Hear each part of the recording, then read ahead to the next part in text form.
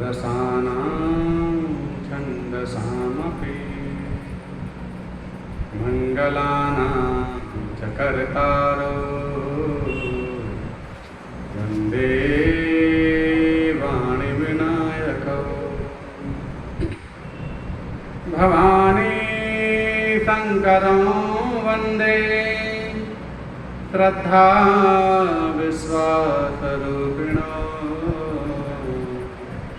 याभ्यां विना न पश्यन्ति सिद्धान्तान्तस्थमीश्वरम् वन्दे बोधमयं नित्यं गुरुं शङ्कररूपिणम् यमाश्रितो हि वक्रोऽपि चन्द्रः सर्वत्र वन्दते सीतारामगुणग्राम पुण्यारण्यविहारिणौ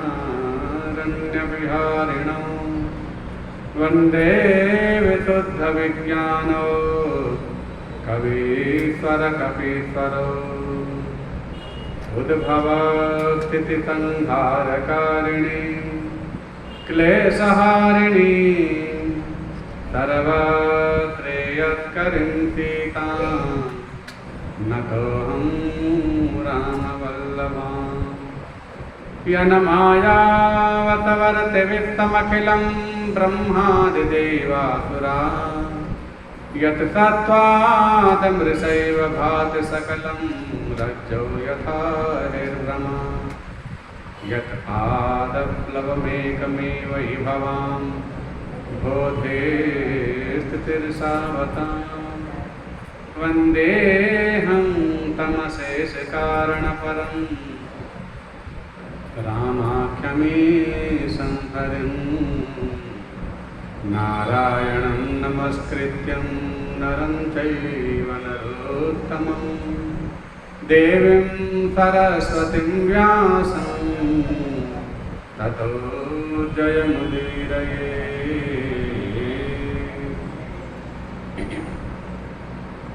हरे कृष्णा कृष्णा कृष्णा हरे हरे हरे राम राम राम हरे हरे हरे कृष्णा कृष्णा कृष्णा हरे हरे हरे राम राम राम हरे हरे हरे कृष्णा कृष्णा कृष्णा हरे हरे हरे राम राम राम हरे हरे हरे कृष्णा कृष्णा कृष्णा हरे हरे हरे राम राम राम हरे हरे हरे कृष्णा कृष्णा कृष्णा हरे हरे हरे राम राम राम हरे हरे हरे कृष्णा कृष्णा कृष्णा हरे हरे हरे राम राम राम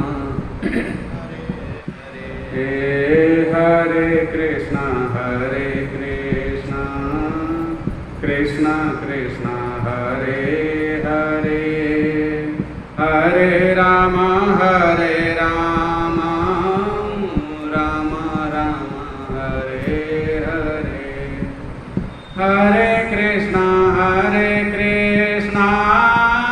कृष्णा कृष्णा हरे हरे हरे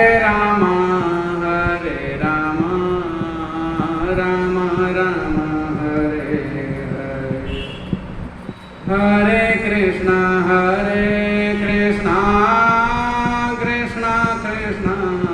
हरे हरे हरे रामा राम राम हरे हरे हरे कृष्णा कृष्णा कृष्णा हरे हरे हरे राम राम राम हरे हरे। बोले श्री कृष्णचंद्र भगवान की जय। श्री सद्गुरुदेव महाराज की जय। श्री शंकर भगवान की जय। श्री भक्तर भगवान की जय। श्री तुलसी महारानी की जय। श्री गंगा यमुना की जय। समस्त संतन की जय। समस्त विप्रन की जय। श्री ब्रजमंडल धाम की जय। श्री नीलांचल धाम की जय। श्री नवद्वीप धाम की जय। श्री साकेत धाम की जय। जय जय श्री राधे श्याम निताय गौर हरि बोल।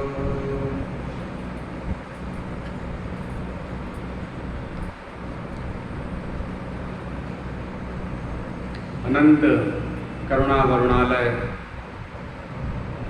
शरणागत वत्सल भक्त वत्सल दयावत्सल अहेतुकी अनुकंपा से समस्त जीवों पर अपनी कृपा दृष्टि करने वाले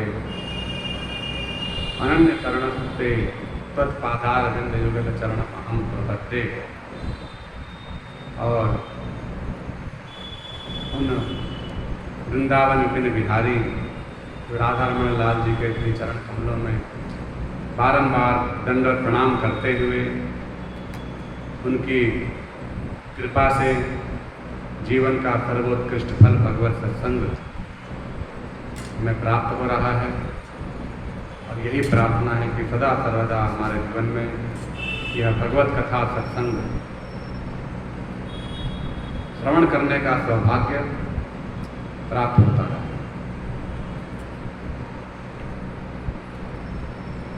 गीता में भगवान कहते हैं कि उद्धरेत आत्मनात्मानम आत्मानम अवसादे, कि अपना आत्म कल्याण करने के लिए हमारे अपने आत्मा को भी सोचना है, अर्थात अपनी आत्मा ही अपने आत्म कल्याण कर सकती है। कहने का अभिप्राय यह है कि दूसरे तो जिनके भी सानिध्य से सहयोग से भगवत कथा श्रवण करने का सौभाग्य प्राप्त होता है, लेकिन उन सब में सबसे पहला भाव हमारा ये स्वयं होना चाहिए कि मुझे अपना कल्याण करना है। इसलिए कहा उद्धरेत आत्मनात्मा, अपने आत्मो कल्याण के लिए स्वयं अपनी इच्छा सबसे पहले होनी चाहिए। जब तक अपनी इच्छा अपनी जिज्ञासा नहीं होगी तब तक किसी के लाख प्रयास से भी हमारा उद्धार नहीं होगा। चाहे हम कल्प वृक्ष के नीचे बैठ जाएं, चाहे हम साक्षात भगवत स्वरूप वृंदावन धाम में ही बैठ जाएं, लेकिन जब तक मेरी इच्छा ही नहीं होगी अपने आत्म कल्याण की, तब तक अपना आत्मोद्धार अपना आत्म कल्याण संभव नहीं है। इसलिए सबसे पहले हमें अपने अंदर की जिज्ञासा, अपने अंतःकरण में यह भाव प्रकट करना चाहिए कि मुझे भगवत प्राप्ति चाहिए।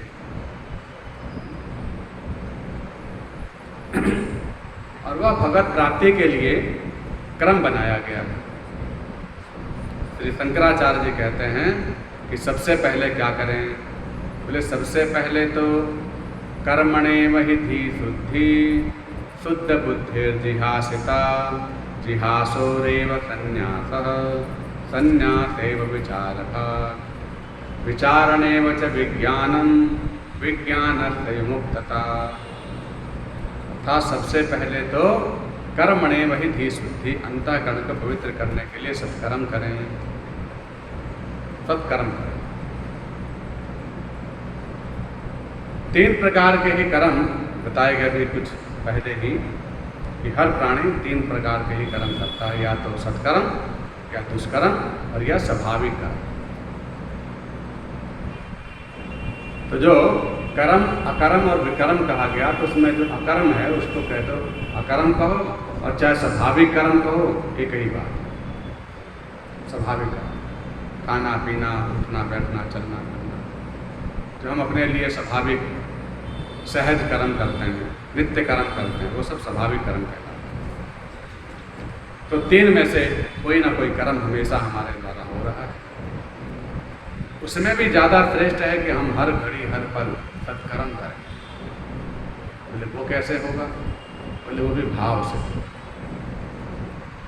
जब भाव ऐसा दृढ़ीभूत हो जाए कि हम जो भी क्रिया कर रहे हैं भगवान के लिए, तो कोई भी कर्म करने से पहले हम ये सोच लें कि इस कर्म करने का परिणाम क्या है, कर्म का फल जरूर विचार करें।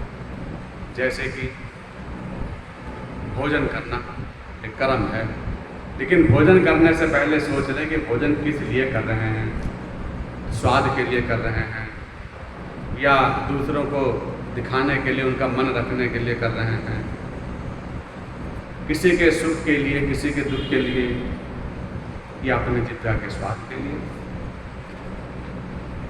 या इन सबसे हट करके भगवत प्रसन्नता हेतु प्रसाद पा रहे हैं। तो भोजन वही है, लेकिन उसमें हम प्रसाद की अगर भावना रख लेंगे कि मेरे सामने तो जो आया है वो भगवान का प्रसाद आया, भोजन नहीं आया।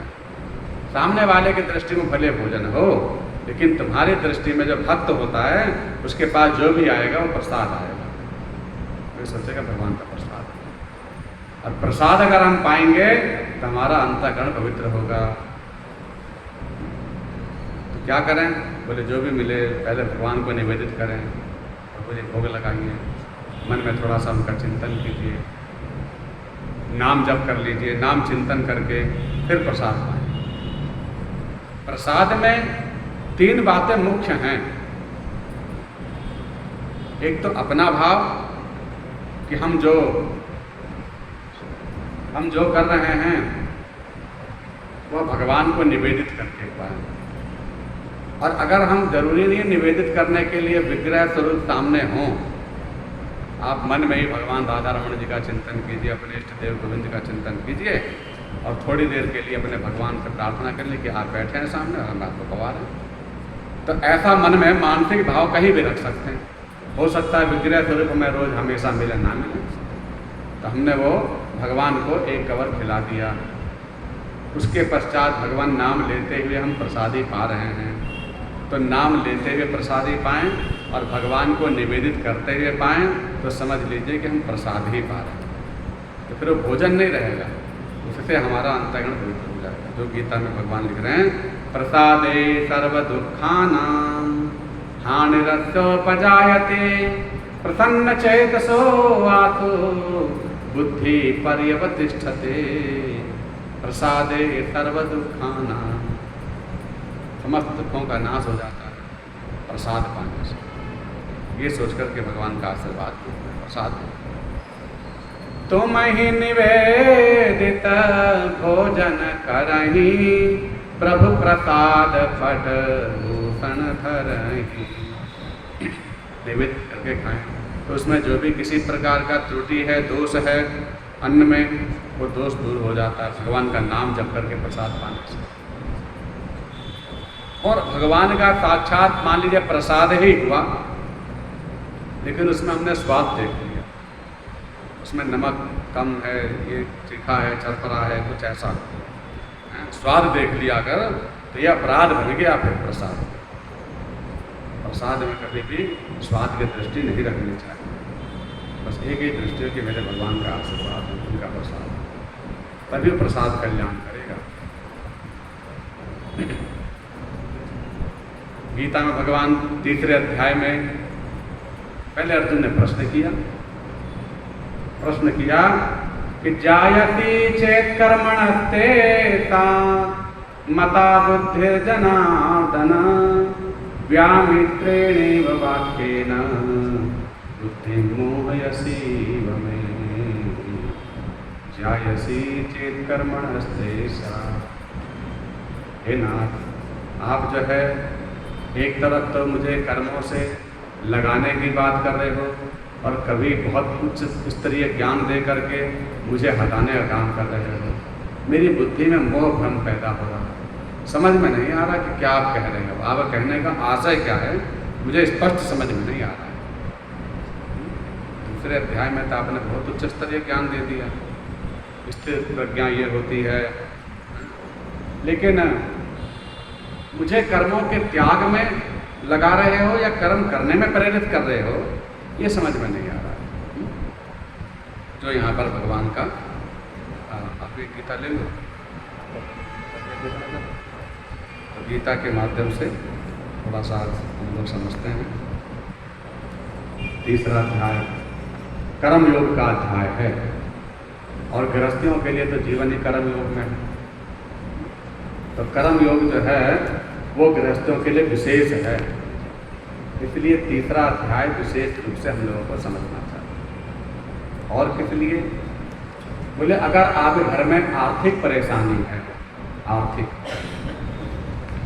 पारिवारिक, तो आर्थिक और पारिवारिक इन दोनों समस्याओं का समाधान है तीसरे अध्याय से।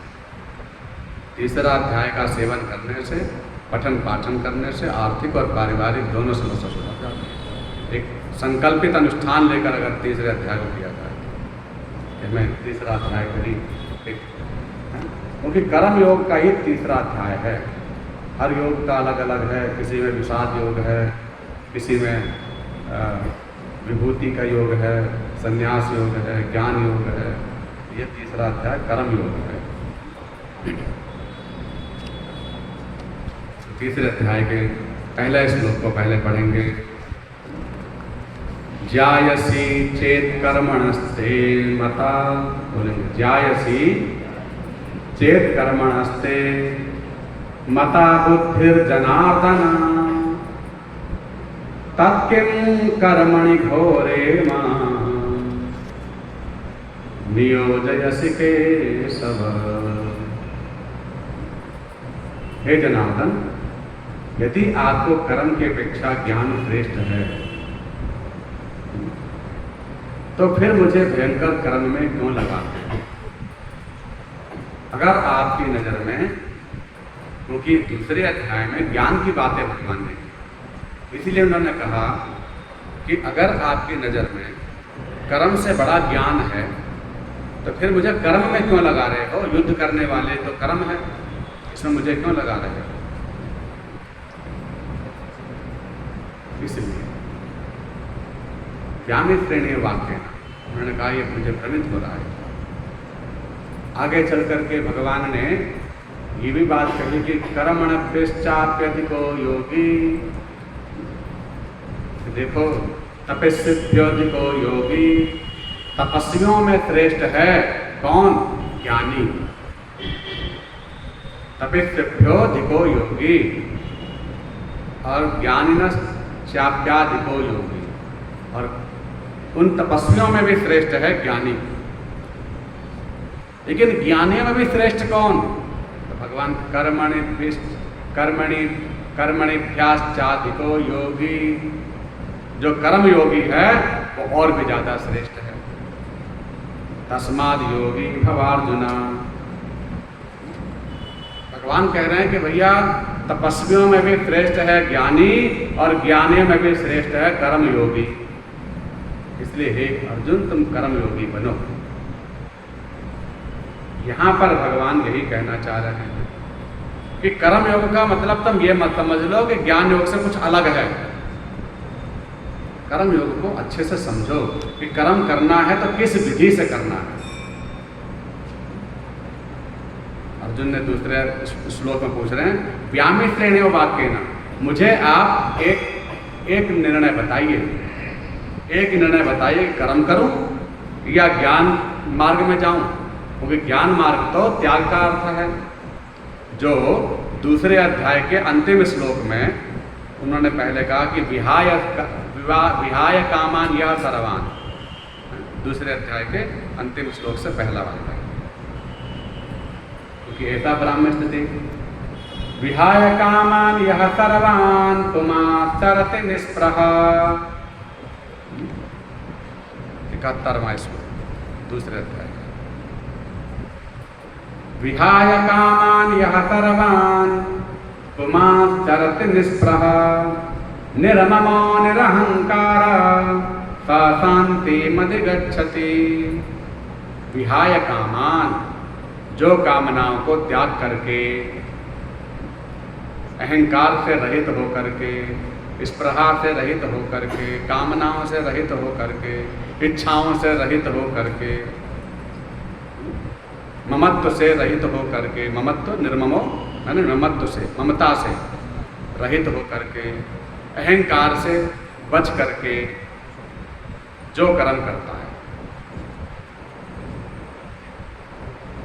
ठीक, जो कर्म करता है ममता से रहित, अहंकार से रहित, कामनाओं से रहित, इच्छाओं से रहित, वो कर्म की बात कर रहे हैं।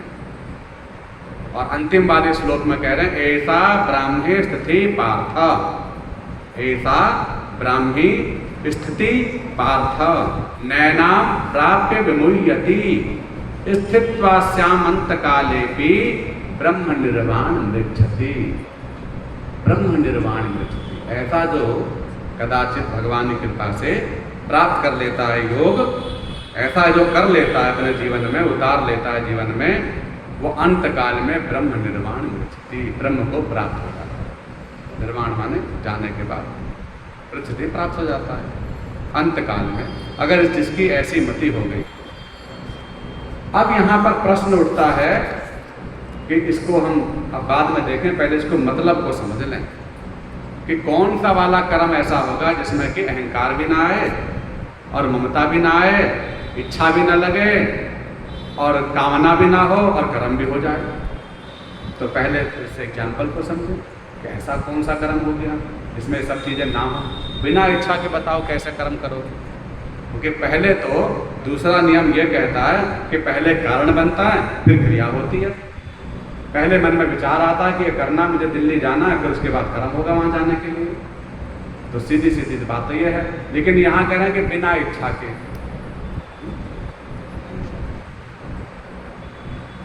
तो वो कैसे होगा? बिना कामना के, बिना इच्छा के, बिना अहंकार के, बिना ममत्व के।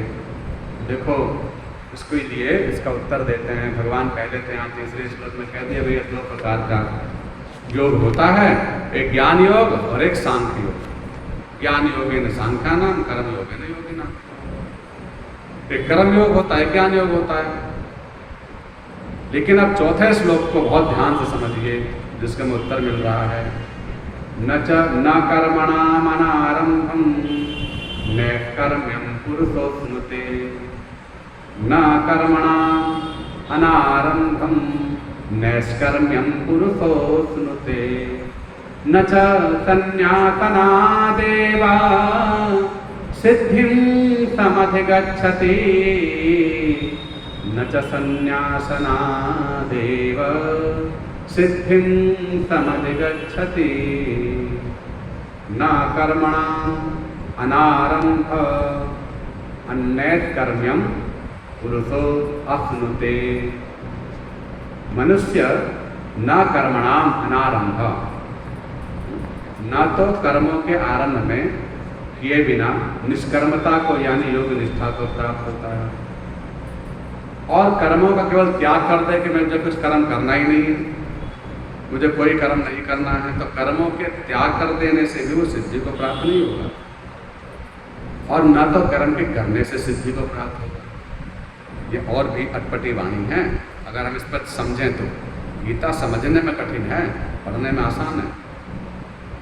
लेकिन भगवान न कर्मणाम अनारंभम, कर्मों के आरंभ में भी नैष्कर्म्यम, किसी का विचार ना है, कामना ना आ जाए, और कर्मों का त्याग भी न कर बैठे कि मुझे कर्म करना ही नहीं है। न तो संन्यासना, संन्यासना अर्थात त्याग, कर्मों के त्याग की बात भी ना आ जाए कि मैं कर्म करूंगा ही, और ऐसा भी ना हो कि कर्म करूंगा कामना से। क्योंकि 5वें अध्याय में 5वें श्लोक में, श्लोक को न पढ़ के भाव को समझ लीजिए।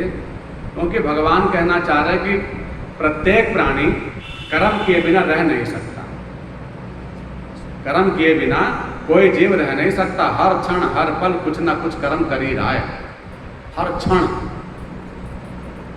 नहीं कश्चित क्षण पे जातु तिष्ठत्य कर्मकृत कार्यते यवसः कर्म सर्व प्रकृति जैर गुण है। क्योंकि प्रकृति ये एक सृष्टि का जो नियम है ये बना ही कुछ ऐसा है कि कर्म किए बिना कोई जीव रह ही नहीं सकता।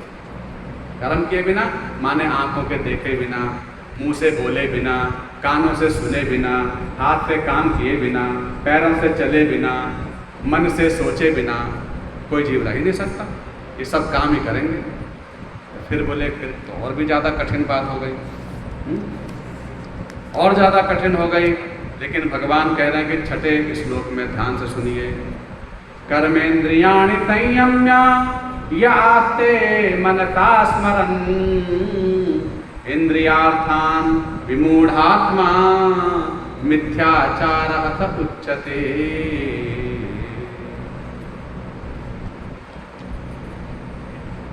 कर्मेंद्रियाणि संयम्य, और तुम अगर ये समझो कर्मयोग का मतलब ये है कि कर्मेंद्रियाणि संयम्य, मैंने अपने इंद्रियों को तो हटा मजबूरी से, जबरदस्ती से अपने इंद्रियों को वश में रख लिया। अब बोलूँगा नहीं, अब मैं आँखों से देखूँगा नहीं, अब मैं कानों से सुनूँगा नहीं, अब मैं बिल्कुल सोचूँगा नहीं।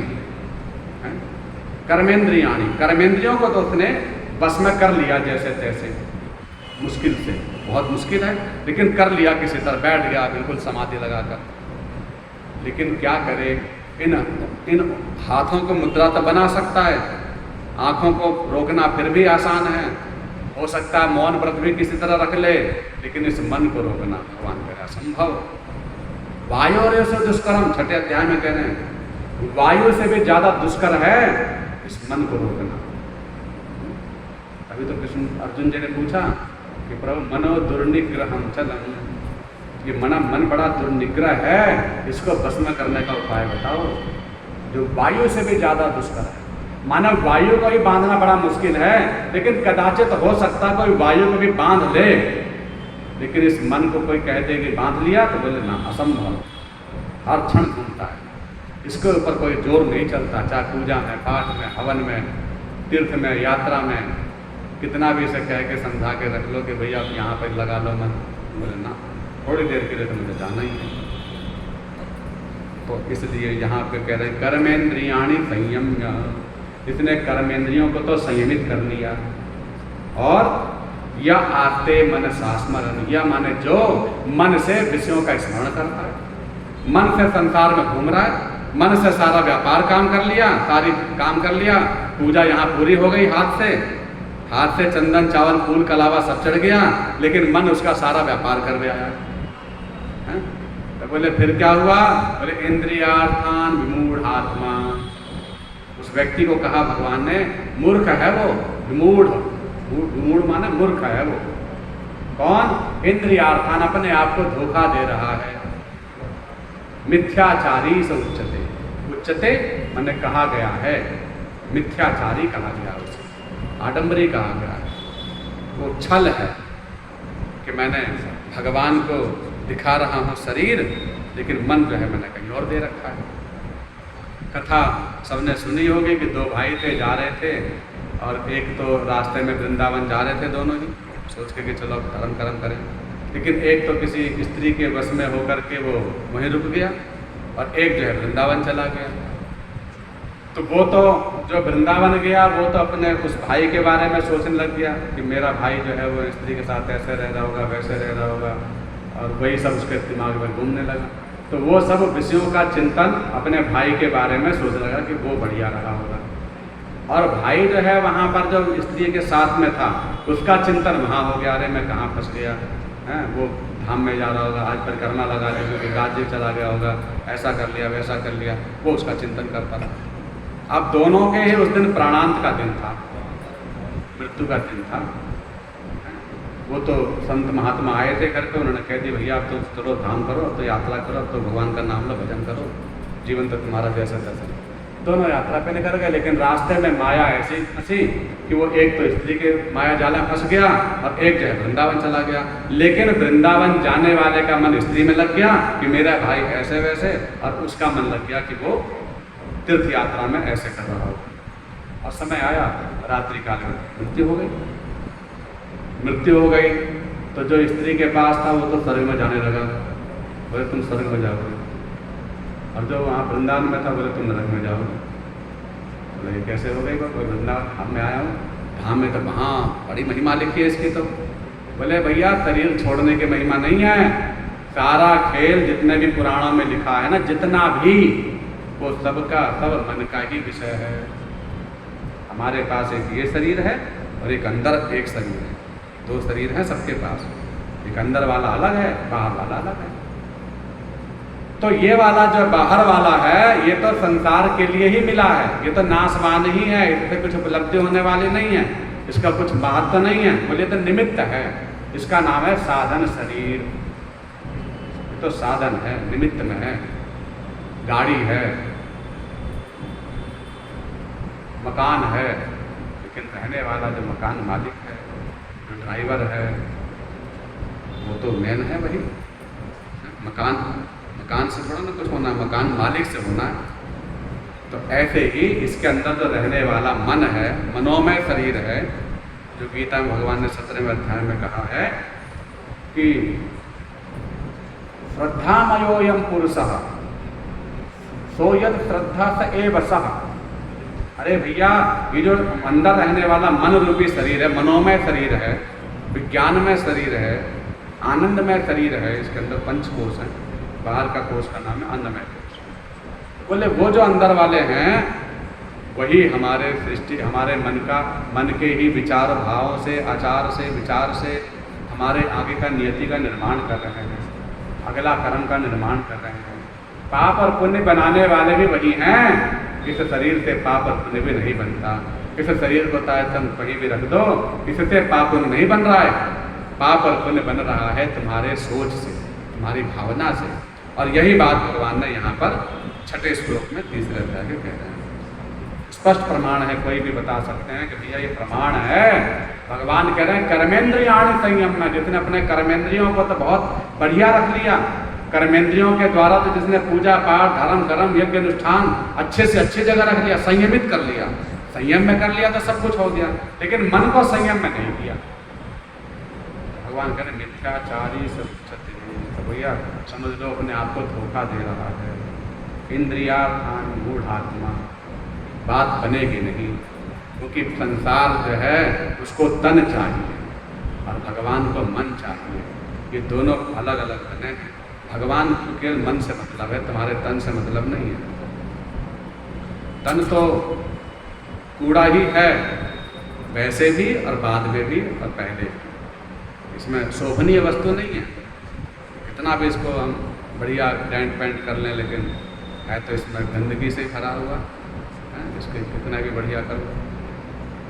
और जब मन है बोले वही पवित्र किया जा सकता, वही पावन है, वही भगवान को स्वीकार है, वही भगवान को देने की वस्तु है। रहीम जी जो थे, जब अंतिम काल का समय आया तो कह रहे हैं प्रभु बहुत बड़े बड़े दानों की महिमा आपने पुराना में लिखी है, लेकिन लास्ट में मैंने ये सोचा कि कौन सा दान ऐसा होगा जो सबसे बड़ा दान। तो ये विचार करके, पुराणों का विमर्श करके, चिंतन करके ये निकल के आया कि जिस पे जिस चीज़ की जरूरत हो वो दान सबसे बड़ा है। जो आवश्यक वस्तु हो, जिसके लिए उपयोग में आ जाए, वो दान ज़्यादा श्रेष्ठ है। ये नहीं कि आपको बस देने से मतलब, उसका उपयोग कितना बढ़िया होगा, उससे महत्व पता चलता है। फिर उसके बाद उसका गणना होती है कि भाई देखो इसने इसका उपयोग कर दिया। तुलसी जी दान करी, तुलसी कहाँ लगी किसकी है? एक हमारे भक्त हुए, वो श्रीनाथ जी ले गए तुलसी जी हैं, बताओ कितना बड़ा भाव। तो भाव जो है ये प्रधान है वस्तुतः। तो उन्होंने कहा कि ये है मन। तो रहीम जी बोले कि अब मैं आपको कुछ देना चाहता हूँ, मेरा मन है कि मैं प्रभु आपको कुछ दूँ, लेकिन जो भी देता हूँ उसमें लगता है ये तो आपके पास है, ये तो आपके पास है, और मुझे लगता है कि वो दान करूँ आपको जो आपके पास ना हो। तो पहले तो मुझे ये पता चले कि कौन सी चीज़ है जो आपके पास ना हो। तो बोले तो ऐसा तो लग ही नहीं रहा है, सब कुछ आपके पास है, लेकिन हाँ कुछ ना कुछ तो होगा। तो एक चीज़ निकल कर आ गई, ऐसी चीज़ निकल कर आई कि भगवान ने कहा मेरे पास नहीं, भगवान ने स्वयं मान लिया इस बात को, स्वीकार कर लिया कि हाँ एक चीज मेरे पास थी। बताओ कौन सी चीज? तो भाव सिंधु है, तो भाव के सागर है, भाव ही सारे वहीं से निकलते हैं। और कुछ चीज रहीम जी कह रहे हैं अपना श्लोक में, रत्नाकर तव गृहं गृहिणी च पद्मा, रत्नाकर तव गृहं। रत्नाकर में तो आप घर ही है, समुद्र में तो आप रहते ही हैं, और सारे रत्न की खान वही है। तो इसलिए आपको रत्न से संबंधित क्या चीज दूं? गृहिणी च पद्मा। जितना भी संसार में ऐश्वर्य दिखाई देता है, भौतिक सामग्री दिखाई देती है, वो सब के सब लक्ष्मी के अधीन है, और वो लक्ष्मी आपके चरणों में रहती है। गृहिणी च पद्मा, आप गृहिणी है, तो फिर मैं क्या दूं? इनसे संबंधित तो कोई चीज आपके लिए तुच्छ है। रुपया, पैसा, मकान, कुछ भी, सब चीज पैसों से आ जाती है। बोले कोई एक चीज ऐसी है जो पैसों से नहीं आती, पैसों से नहीं आती वो चीज आपको देनी है, धन से नहीं मिल सकती। आभीरवा नयनवा ऋतमानसाय, तो आपने अपने मुख से कहा है, आपने अपने मुख से कहा है कि आभीरवा नयनवा। अरे उन गोपिकाओं ने मेरे चित्त का हरण कर लिया है, मेरे चित्त का हरण कर लिया है। मेरे प्रिय भक्तों ने, उच्च स्तरीय भक्तों ने मेरे मन को ले गए। मेरा मन मेरे पास नहीं है, मेरा मन उनके पास है जो मेरे भक्त हैं। तो अपना मन आपके पास नहीं है, तो कुल मिला के आप मन से खाली हैं। मन आपके पास नहीं, आपने अपना मन जो है भक्तों को दे दिया। तो इसलिए अब मुझे पता चल गया कि आपको क्या चाहिए। दत्तम मनो यदुपते कृपया गृहाणा। इसलिए हे प्रभु, आपको तो मन ही चाहिए, मैं अपना मन ही आपको समर्पित करता हूँ, ये मन ही देने की चाहिए। वास्तव में भगवान के पास, भगवान को देने के लिए सबसे बढ़िया वस्तु है मन। अगर ये मन दे दिया तो सब कुछ दे दिया। इस मन को देने के लिए ही ये सब कुछ क्रियाकलाप है, सारा कर्म कांड, पूजा पाठ, सब इसीलिए कि कभी कदाचित इन सब की कृपा से मन लग जाए।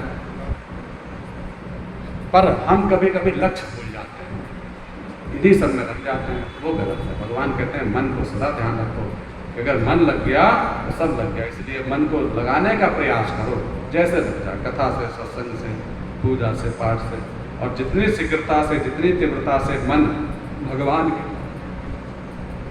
भगवान के सुंदर स्वरूप के दर्शन में कथा के माध्यम से लग जाता है, अन्य साधनों से नहीं लगता। आप माला जपने लगो, आपका मन उतना जल्दी नहीं लगेगा। आप कोई पाठ करो, नहीं लगेगा। आप कोई हवन करो तो भी नहीं लगेगा, उसमें कितने लोग आ रहे हैं, जा रहे हैं, ये सब। और बहुत ज़्यादा ही भव्यता वाली कथा भी हो जाए तो भी मन नहीं लगेगा। कौन आया, कौन गया, व्यवस्था कैसी है, व्यवस्थापक नहीं रह जाता आदमी, तो भव्यता में दिव्यता छिप जाती है। तो जितना भी कुल मिलाकर के उन सब में मन नहीं लगता। लेकिन भगवान कह रहे हैं तेनाधीत श्रुतिगणा नोपास्त महत्तमा। और भगवान की लेकिन विशुद्ध कथा हो, जिसमें उनके सौंदर्य का वर्णन हो रहा हो, उनके भक्तों का सुंदर चरित्र चल रहा हो, किसी कथा चल रही हो, किसी की लीला चल रही हो, इतिहास कथा कहानी कोई चल रही हो, उसके चरित्र को सुन करके जितना जल्दी मन वहाँ पहुँच जाता है, वो चरित्र हमारे आंखों के सामने उतर जाता है, वो दर्शन पहुँच जाता है, उतना तो अन्य किसी साधन से नहीं होता। तो इसलिए कथा के सबसे ज़्यादा महिमा है। इसलिए सत्संग की तुलना किसी से नहीं हो सकती। एक पलड़े में सारे सब रख दिए। गोस्वामी जी उत्तरकांड में कह रहे हैं, जप तप नियम जोग निज धर्मा, जप तप नियम योग निज धर्मा, श्रुति संभव नाना शुभ कर्मा। श्रुतियों से, संभव से जितने भी कर्म हैं, जितने भी विधि विधान लिखे हैं, वे सब भी एक तराजू के एक पलड़े में रख दिए गए। आगम निगम पुराण अनेका, जितने भी आगम निगम पुराण हैं, पढ़े सुने कर फल प्रभु एका, इन सबके पढ़ने सुनने का भी एक ही फल है। वो क्या है कि मन आप में लग जाए। इन सबका फल एक ही है कि तव पद पंकज प्रीति निरंतर, सब साधन कर यह फल सुंदर। किसी तरह मन आप में लग जाए। अगर ये मन आप में लग गया तो समझ लो उसने सारे यज्ञ कर लिए, हवन कर लिए, पूजा पाठ सब कुछ सफल हो गई। और मन नहीं लगा तो अधूरा रह गया, कम रह गया। मन को लगना ही बहुत बड़ी बात है। इसलिए यहाँ पर छठे श्लोक में कह रहे हैं सर्वेन्द्रियाणि संयम्यास्ते मन शास्त्रम, कि जो मन अगर उसका नहीं टिका और भैया सब इंद्रियों को संयमित कर लिया तो भी क्या हुआ? कुछ नहीं हुआ। तो ये ना समझे कि हमने यज्ञ कर लिया, हमने पूजा करवाई, हमने ये किया वो किया। बोले सब कुछ तो किया, तुम्हारे शरीर ने किया, तुम्हारे मन ने तो किया ही नहीं। मन से तो तुम थे ही नहीं वहाँ पे। मन तो तुम्हारा आने जाने वालों की व्यवस्थाओं में दिख रहा था, क्रियाकलापों में दिख रहा था, उनको दिखाने के लिए या दिखने के लिए। तो इसलिए अगली लाइन में क्या कह रहे हैं 7वें श्लोक में, यस्तेन्द्रियाणि मनसा नियम्यारभतेर्जुन, कर्मेन्द्रिये कर्मयोगम असक्तः स विशिष्यते। लेकिन जो पुरुष इसके उल्टे में क्या करें? बोले जिसने कि अपने मन को वश में कर लिया और शरीर चाहे उसे कहीं रहे, लेकिन मन को जिसने भगवान में लगा दिया। नियम्यारभते अर्जुन कर्मेन्द्रियेण कर्मयोगम, और कर्मेंद्रियों को कर्म योग में लगा दिया। कर्म योग, इसको अगली लाइन में इसका उत्तर देंगे। कर्म योग का भी उत्तर नहीं आया है अभी। तो भगवान बताना चाह रहे हैं कि कर्म योग कौन सा वाला श्रेष्ठ है, जो तुमने पहले 2-3 श्लोक में पूछा है। कर्म योग कौन सा वाला? कर्म योग कौन सा वाला? क्योंकि कर्म योग केवल ये नहीं कि हम भाई कर्म कर रहे हैं। जैसे आदमी को पूछता भैया तुम क्या करते? बोले मैं अपने 20 बच्चों को पाल रहा हूँ, दुकान जा रहा हूँ, ऑफिस जा रहा हूँ, व्यापार कर रहा हूँ, ये मेरा कर्म है। तो इसी को लोग अपना कर्म मानते हैं। कमाना धमाना, घर गृहस्थी चलाना, इसको लोग कहते हैं हम कर्म कर रहे हैं। लेकिन ये कर्म नहीं है। कर्म क्या है ये भगवान अभी आगे बताएंगे अपनी लाइन में, अगर हम गीता को देखते हैं। 8वें श्लोक पर चलो। 8वां श्लोक का ही व्याख्यान 3रे अध्याय में ज़्यादातर है। ये बहुत महत्वपूर्ण श्लोक है। भगवान कह रहे हैं नियतम कुरु कर्मत्वं कर्म ज्यायो अकर्मणः। सब बोलेंगे नियतम कुरु कर्म त्वं कर्म ज्यायो अकर्मणः शरीर यात्रापि च ते न प्रसिद्धेत अकर्मणः। नियतम कुरु कर्म त्वं कर्म ज्यायो अकर्मणः शरीर यात्रापि च तेन प्रसिद्धयेत अकर्मणः। प्रसिद्धयेत फिर यहाँ संधि हो जाएगी अकर्मणः। अर्थात भगवान क्या कह रहे हैं? भगवान कह रहे हैं कि अर्जुन नियतम नियता कुरु कर्मत्वम। तुम माने तुम कर्म करो। कौन सा वाला? बोले नियतम, जो नियति ने लिखा है वो कर्म। नियतक जो नियत है। यहाँ नियत का मतलब क्या है? बोले नियत से मतलब है जो शास्त्रीय सम्मत है, जो हमारे शास्त्रों के द्वारा वर्णित है, आचरित है, जो कहा गया है हमारे धर्म में, जो सदाचार संहिता में है। अपना नित्य कर्म कैसे उठना है, क्या नहीं लिखा है? सब कुछ लिखा है हमारे पुराणों में। उठने का टाइम भी लिखा है, सोने का टाइम भी लिखा है। तो हम उसके आधार पर चल ही नहीं पा रहे।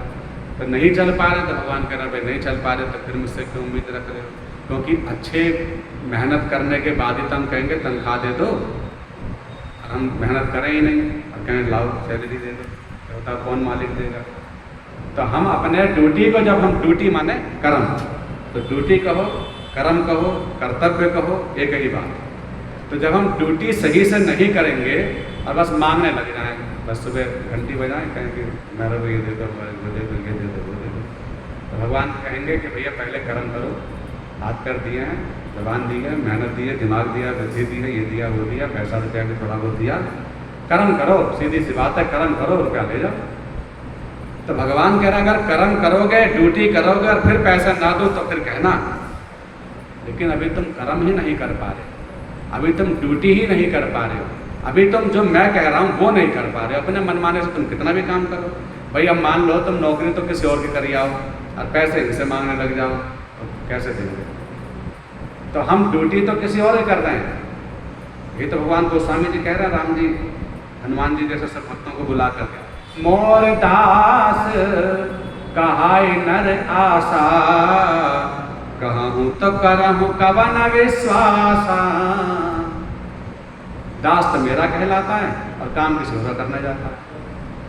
हनुमान जी बताइए तो सही मैं क्या करूँ, मैं तो भक्तों से परेशान हूँ। कहने के लिए तो मेरे भक्त हैं, कहते हैं मोर दास और कहाई नर आशा, कहलाने के लिए तो मेरे हैं लेकिन काम किसी और करने जाते हैं, चमचागिरी और किसी और करते हैं, अपने मनमाने आचरण करते हैं, अपने मन को सुख देने के लिए आचरण करते हैं, मनमाने तरीके से काम करते हैं। कहूँ तो करहूँ कवन विश्वासा, बताओ तो सही मैं कैसे विश्वास करूँ उन पे। कामिनी कंचन कोह काम के, वो कामिनी के गुलाम है, कोई कंचन के गुलाम है, कोई कोह के मान लोभ के गुलाम है, तो कहूँ तो करहूँ कवन विश्वास। यही बात यहाँ भगवान जी कह रहे हैं कि नियतम कुरु कर्मत्तम, जो मैं कह रहा हूँ वो कर्म करो, अपने मन माने के लिए नहीं कह रहा हूँ कि तुम्हारे जो मन में आए वो करो। ड्यूटी उसका नाम है जो मालिक कहे वो करना है, ड्यूटी उसे कहते हैं। और हमारे सबके मालिक कौन? एक परमात्मा। और उन परमात्मा के वचन माने वेद, हमारे पुराण, हमारे शास्त्र, हमारे सनातन रीति पद्धति, बहुत सारे कहने के लिए हैं लेकिन सब बहुत प्रोत हैं, एक में ही सब। जो वेद में है वही हमारे उपनिषदों में है, जो उपनिषदों में है वही हमारे पुराणों में है, वही हमारे इतिहास में है, वही गीता में, वही भागवत में, वही हम। ऐसा नहीं है कि कुछ अलग अलग कहा हो, व्याख्या अलग अलग है, समझाने का तरीका अलग अलग। जैसे आज बहुत सारे कथावाचक हैं लेकिन बात सब वही कह रहे हैं, कोई अलग अलग नहीं कह रहे हैं कि हम कुछ अलग कह रहे हैं, वो सब वही कह रहे हैं कि भैया नाम जप करो, भगवान का नाम लो, अच्छे कर्म करो, किसी का बुरा मत करो। सब काम बात तो अच्छी कर रहे हैं, सबके अपने अपने शैली है। कोई बहुत बढ़िया बोलना जानता है, कोई टूटी फूटी जैसे हम जैसे कोई बोल रहे हैं वैसे हमें आता नहीं तो वैसे बोल रहे हैं। लेकिन बात जो है बोलने का तरीका अलग अलग हो सकता है, लेकिन वाक्य तो सबका ही कहीं है, जैसे जिसको समझ में आता है। जैसे सूत्र वही होता है, उसको समझाने के लिए बहुत बड़े बड़े टीचर एक से बढ़कर एक होते हैं, अपनी अपनी शैली का, अपने अपने गुण का, अपनी अपनी व्याख्यान के सब पैसे लेते हैं अपने अपने हिसाब से। तो ठीक है, कोई इसमें दिक्कत नहीं, लेकिन बात यह है जैसे हमारे पल्ले पड़ जाए, घूम फिर के बात बनेगी हमारे सुनने से नहीं, उसको हल करने से, उसको जीवन में उतारने से, चाहे सुनाने वाला हो और चाहे सुनने वाला हो, कोई भी हो। जीवन में जब तक नहीं उतारेंगे तब तक बात किसी की न बनी है न बनेगी। इसलिए सार बात यही है कि हमें वही करना है जो हमारा धर्म कहता है, जो हमारे शास्त्र कहते हैं, वही धर्म है, वही करने योग्य है। नियतः कुरु कर्मत्वम कर्मज्यायो अकर्मणः, और जो अकर्म है उसको त्याग कर दो, जो नहीं करना है वो नहीं करना है, जो करना है वो करना है। तो अब बोले नियतः कुरु कर्मत्वम कैसे पता चले कि हमारे शास्त्र क्या कहते हैं? बोले सुनो, छोटे रूप में सुनो। क्यों? तो गीता में तो क्योंकि सूत्रात्मक है, यहाँ पर सूत्र रूप में सब कहे गए हैं, व्याख्यान तो भागवत पुराणों में इत्यादि में सब में है। तो सभी पुराणों में ये बात लिखी है कि सबसे पहले हम क्या करें? बोले अपनी कोई दैनिक परिचर्या पूछें कि भाई हम सुबह से शाम तक क्या करें। तो सबसे पहले तो ब्रह्म मुहूर्त में उठना चाहिए, 4 बजे के लगभग कोशिश करें कि हम उठ जाएं। ब्रह्म मुहूर्त में उठ जाएं और ब्रह्म मुहूर्त में उठकर हस्तावलोकन अपने हाथों को देख करके, क्योंकि क्या है कर्म योग, ये कर्म योग है। सबसे पहले भगवान माने कह रहे हैं सबसे पहले तुम अपने कर्म को ही देखो और अपने कर्म को देख करके कराग्रे वस्ते लक्ष्मी सब बोलो और उन सब के पीछे जो भावार्थ है वो समझो, फिर कभी समझेंगे उन सब के पीछे भाव क्या है ना।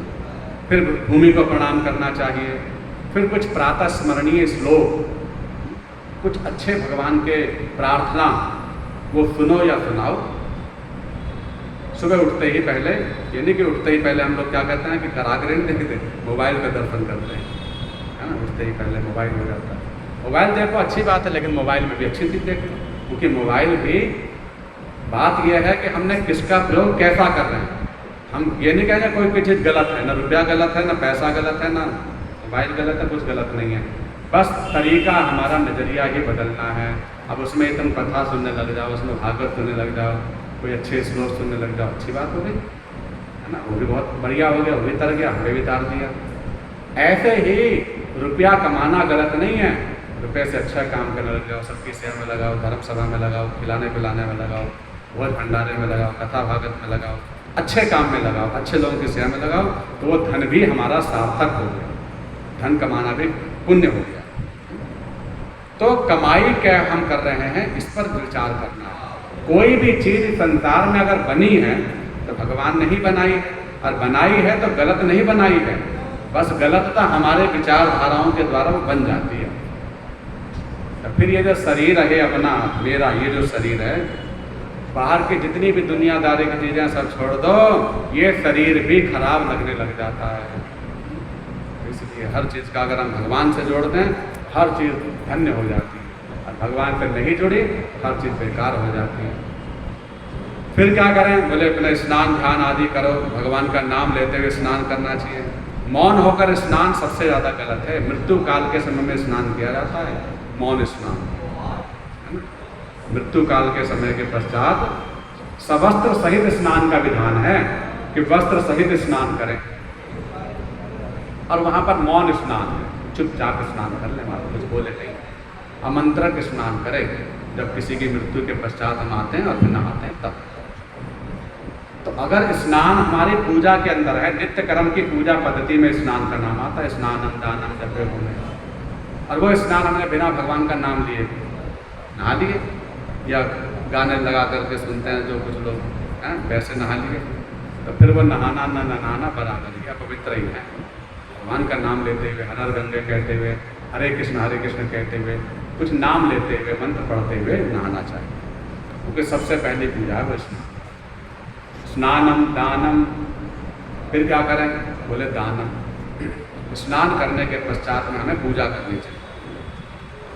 पूजा करने से पहले मस्तक पर चंदन लगाना चाहिए, और जो अपने चंदन लगाएं वो भगवान के चंदन से अलग होना चाहिए। कई बार हम लोग वही चंदन भगवान का भी है, वही चंदन अपना भी है, दोनों एक ही चंदन है, तो भगवान और हम में अंतर क्या रहा। तो भैया भगवान का चंदन लगाने वाला अलग होना चाहिए, पहले अपने चंदन लगाओ, क्योंकि शून्य मस्तक पूजा करने का विधान नहीं है। शून्य मस्तक पूजा हमें लगेगी ही नहीं, शून्य मस्तक दोष है, इसलिए हमेशा मस्तक पर चंदन सबके ही होना चाहिए वैसे तो हमेशा ही। और चलो हमेशा भी न लगाओ तो कम से कम पूजा जब करो तो पहले चंदन लगा लो, रोटी लगा लो, कुछ लगा लो, पहले अपने चंदन लगाओ, अपना मस्तक को पवित्र करो, क्योंकि ये मस्तक ही भगवान के आधारशिला है, ये हमारा मंदिर है। वो बाह्य मंदिर है, लेकिन भगवान कह रहे हैं कि ऐसी मैंने बनाई है, संरचना की है कि तुम्हें कहीं कुछ विशेष जरूरत नहीं है। आपत्ति काल पड़ जाए कहाँ ढूंढोगे कहीं, बोले अपने शरीर में ही बैठ के पूजा कर लो। बोले यहाँ मस्तक पर जो चंदन लगा रहे हो, ये मैं सोचा अपने लगा रहा हूँ, भगवान के ही चंदन लग रहा है, ये भगवान का स्थान है, ये भगवान का ही चंदन है।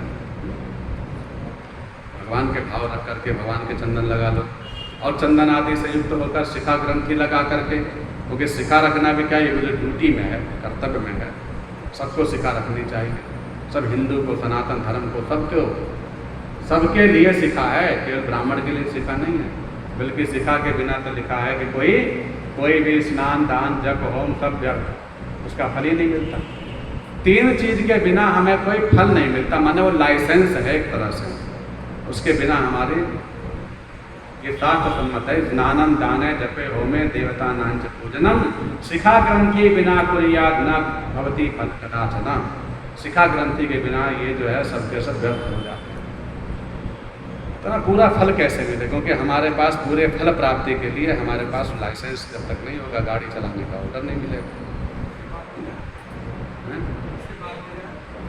उसके बाद हाँ बाल तो हमारे भी नहीं है, आपसे तो कम ही है हमारे।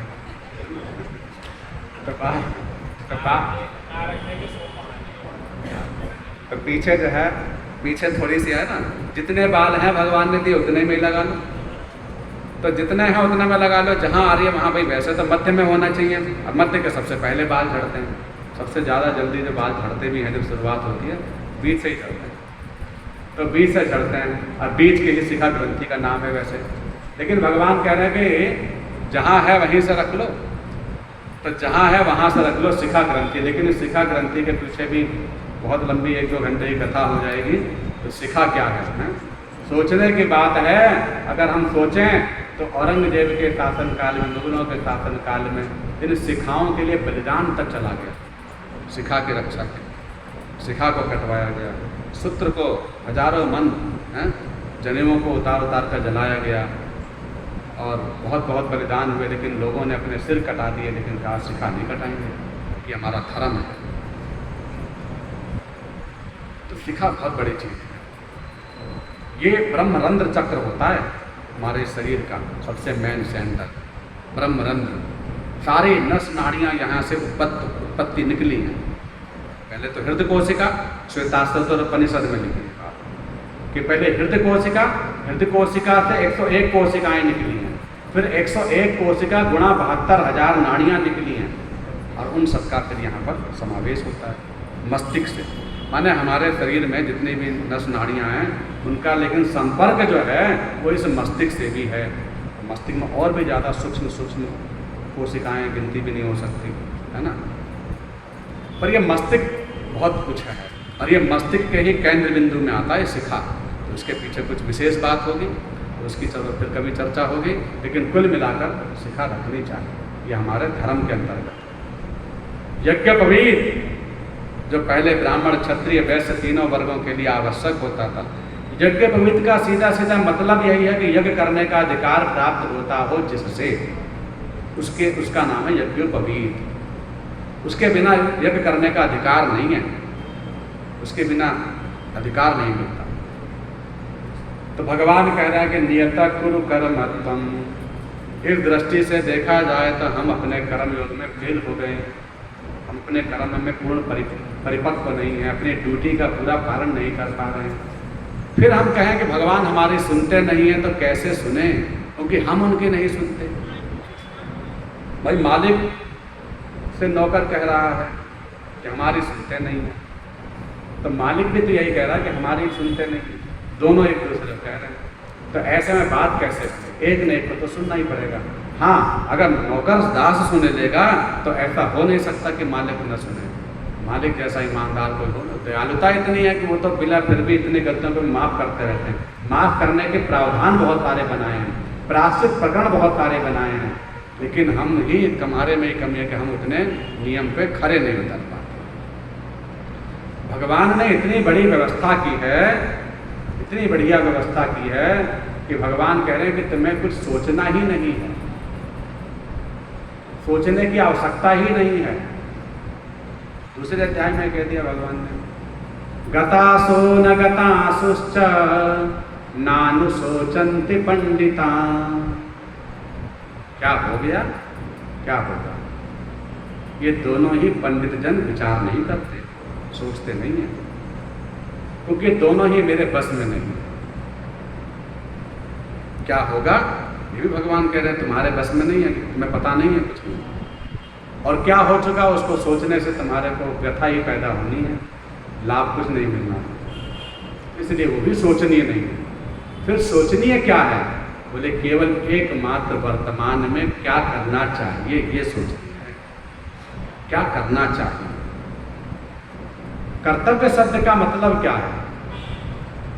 कर्तव्य शब्द जो है हिंदी का नहीं है, कर्तव्य शब्द संस्कृत का शब्द है।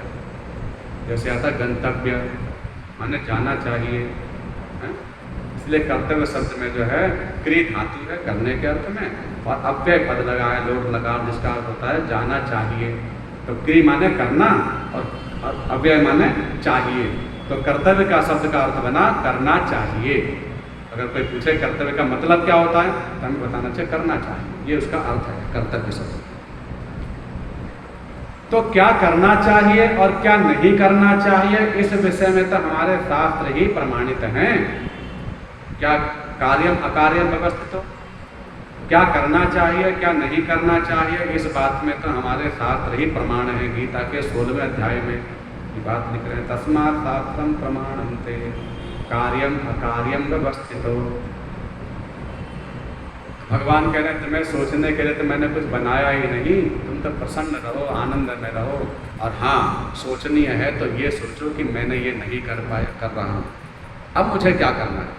तत्काल की परिस्थितियों में तो सोचो कि अब मुझे यहाँ पर मेरा धर्म क्या बनता है, मेरा कर्म क्या बनता है, मुझे करना क्या चाहिए। पर परिणाम के बारे में मत सोचो कि अगर मैंने ऐसा किया तो क्या होगा।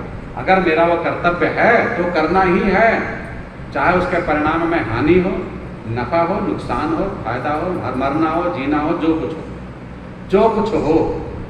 बोले अगर तुमने सोचा तो इसका मतलब कि तुम स्वार्थी हो, उसका मतलब कि तुम धर्म के प्रति तुम्हारी श्रद्धा नहीं है, इसका मतलब कि तुम शास्त्रों को नहीं मानते, और शास्त्र को नहीं मानते मतलब भगवान को नहीं मानते, क्योंकि भगवान कोई अलग से नहीं है और शास्त्र कोई अलग नहीं है। भगवान कह रहे हैं भगवान को मानना ही शास्त्र को मानना। अगर हम भगवान को मानते हैं तो भगवान की मानते हैं, अगर गीता को नहीं मानते हैं तो इसका मतलब भगवान को नहीं मानते, सीधी सी बात है। अगर हम भगवान को मानते हैं तो मतलब हम गीता को मानना ही है। और अगर आप कहते हो कि ना हम तो ठाकुर जी को मानते हैं, कथा में नहीं जाते हैं, गीता नहीं सुनते हैं, रामायण नहीं सुनते, भागवत नहीं सुनते, उनको नहीं मानते, तो फिर समझ लो कि आप भगवान को ही नहीं मानते, क्योंकि भगवान का शासन नहीं है इस देश में। ध्यान से समझना, भगवान ने कहा मैं तो शासन नहीं करता, मैं तो दास का काम करता हूँ, मैं तो हूँ भक्तन को दास, भगत मेरे मुकुटमणि। शासन किसका चलता है तो शासनाद इति शास्त्रम, व्याकरण की दृष्टि से जो शास्त्र शब्द बना है वो शासन से बना है। शास्त्र मतलब जो शासन करने वाला, इसमें अनुशासन, कायदे कानून जिसकी व्यवस्था में लिखे हों उसी का नाम शास्त्र है। शासनाद इति शास्त्रम, शासन करने वाला, कानून सब पर शासन करता है। कानून मतलब हमारे शास्त्र, हमारे पुराण, हमारे इतिहास, हमारे योग वैशेषिक सांख्य इत्यादि। तो ये शास्त्र जो है भगवान कह रहे ये प्रमाण है, इसके आधार पर ही तुम्हें स्वर्ग नरक का फल देगा। अर्जुन सोच में पड़ गए क्या करूं, समझ में नहीं आ रहा, क्योंकि उन्होंने बात जो भी करी वो एक सामान्य जीव के बात वो मन में आनी स्वाभाविक है। वो यही कह रहे हैं कि अब मुझे इनको मारने से मुझे परलोक भी खत्म दिखाई दे रहा है, और लोक में तो जब ये लोग रहेंगे नहीं तो मैं धन रुपया राज्य पैसा लेकर मैं क्या करूँगा। किम नो राज्येन गोविंद किम भोगेर जीवितेन वा, मैं राज्य लेकर क्या करूँगा, जीवित रहकर क्या करूँगा, घर की लड़ाई है। इसलिए समझ नहीं आ रहा, इसलिए समझ नहीं आ रहा है क्योंकि ऐसा नहीं है कि मैं धर्म को नहीं मानता, मैं अपने परिवार की ममता देख रहा हूँ, क्योंकि मुझे परिवार के ममता को एक तरफ भी कर दूँ तो मुझे ये स्वर्ग आदि लोगों को भी देने वाला नहीं दिखाई दे रहा है। क्योंकि अगर मृत्यु हो गई फिर उन लोगों के जो कुल का नाश करने वाला कारण बनूंगा, फिर स्त्रियां जो हैं स्वच्छंद आचरण करके वर्ण संकर संतानें पैदा करेंगी, फिर उनसे पितरों को जल नहीं मिलेगा, पूर्वज लोग श्राप देंगे, लुप्त पिंडोदक क्रिया, पिंडदान आदि क्रियाएं लुप्त हो जाएंगी, तो फिर ये सब का कारण बनूंगा मैं, कारण बनेंगे हमारे भाई। तो इसलिए ये तो महापाप है, अहोवत महत पापम, ये तो महापाप दिखाई दे रहा है, इसलिए मैं युद्ध नहीं करूंगा। मेरे हाथ से ये गांडीव संसृते त्यक्त्वा त्वचैव परिदह्यते, मेरे शरीर में अग्नि जल रही है, हाथ से गांडीव मेरा छूट रहा है, रोम हर्षस्थ जायते, मेरे पसीने उठ रहे हैं, वेपतुच्छ शरीर में रोमावली खड़ी हो रही है, मैं कुछ भी करने में असमर्थ हो रहा हूँ। क्यों? क्योंकि मुझे समझ नहीं आ रहा कि क्या करना चाहिए। तब भगवान ने उपदेश देकर कहा कि देखो तुम बस 2 ही बात का निर्णय करो। शुरुआत में भगवान ने ये बात कही, गता सुन। बोले तुम ये क्यों सोच रहे हो कि ये होगा ये होगा ये होगा, तुम्हारे बस में कुछ है?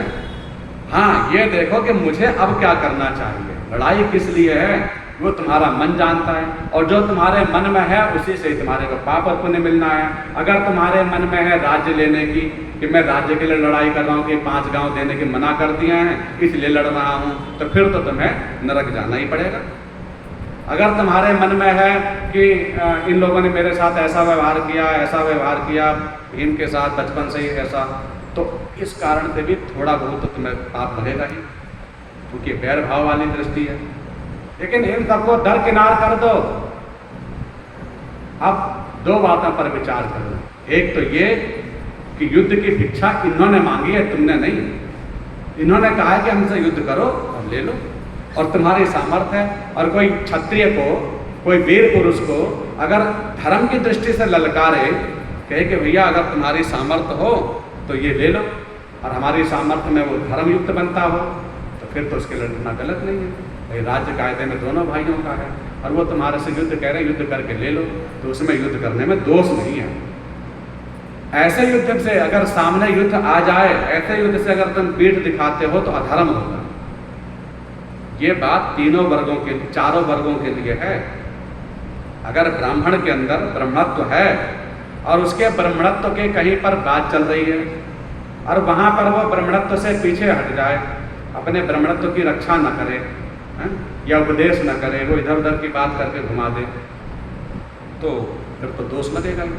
वो कहेगा छोड़ो हमें क्या करना, ये तो अपने अपने भोगेंगे, और छोड़ो हमें क्या करना, छोड़ो हमें करना, अपना भगवान का नाम लो। कुछ लोग होता है ना, अपना करो बस छुट्टी करो, किसी को ज़्यादा मत समझाओ। समझाओ मत, लेकिन कोई समझने चाह रहा हो तो समझा दो। भगवान कह रहे हैं कि ऐसा भी ना करो कि तुम सबके पीछे पड़ जाओ, समझो ऐसा ही करो, करना पड़ेगा, नहीं तो दोष ये। ज़्यादा पीछे नहीं, भगवान कह रहे हैं 1 बार 2 बार समझाओ, ज़्यादा पीछे ही मत करो किसी के, क्योंकि तुम्हारे बस में नहीं है कि तुम्हारे समझने से कोई समझ जाए।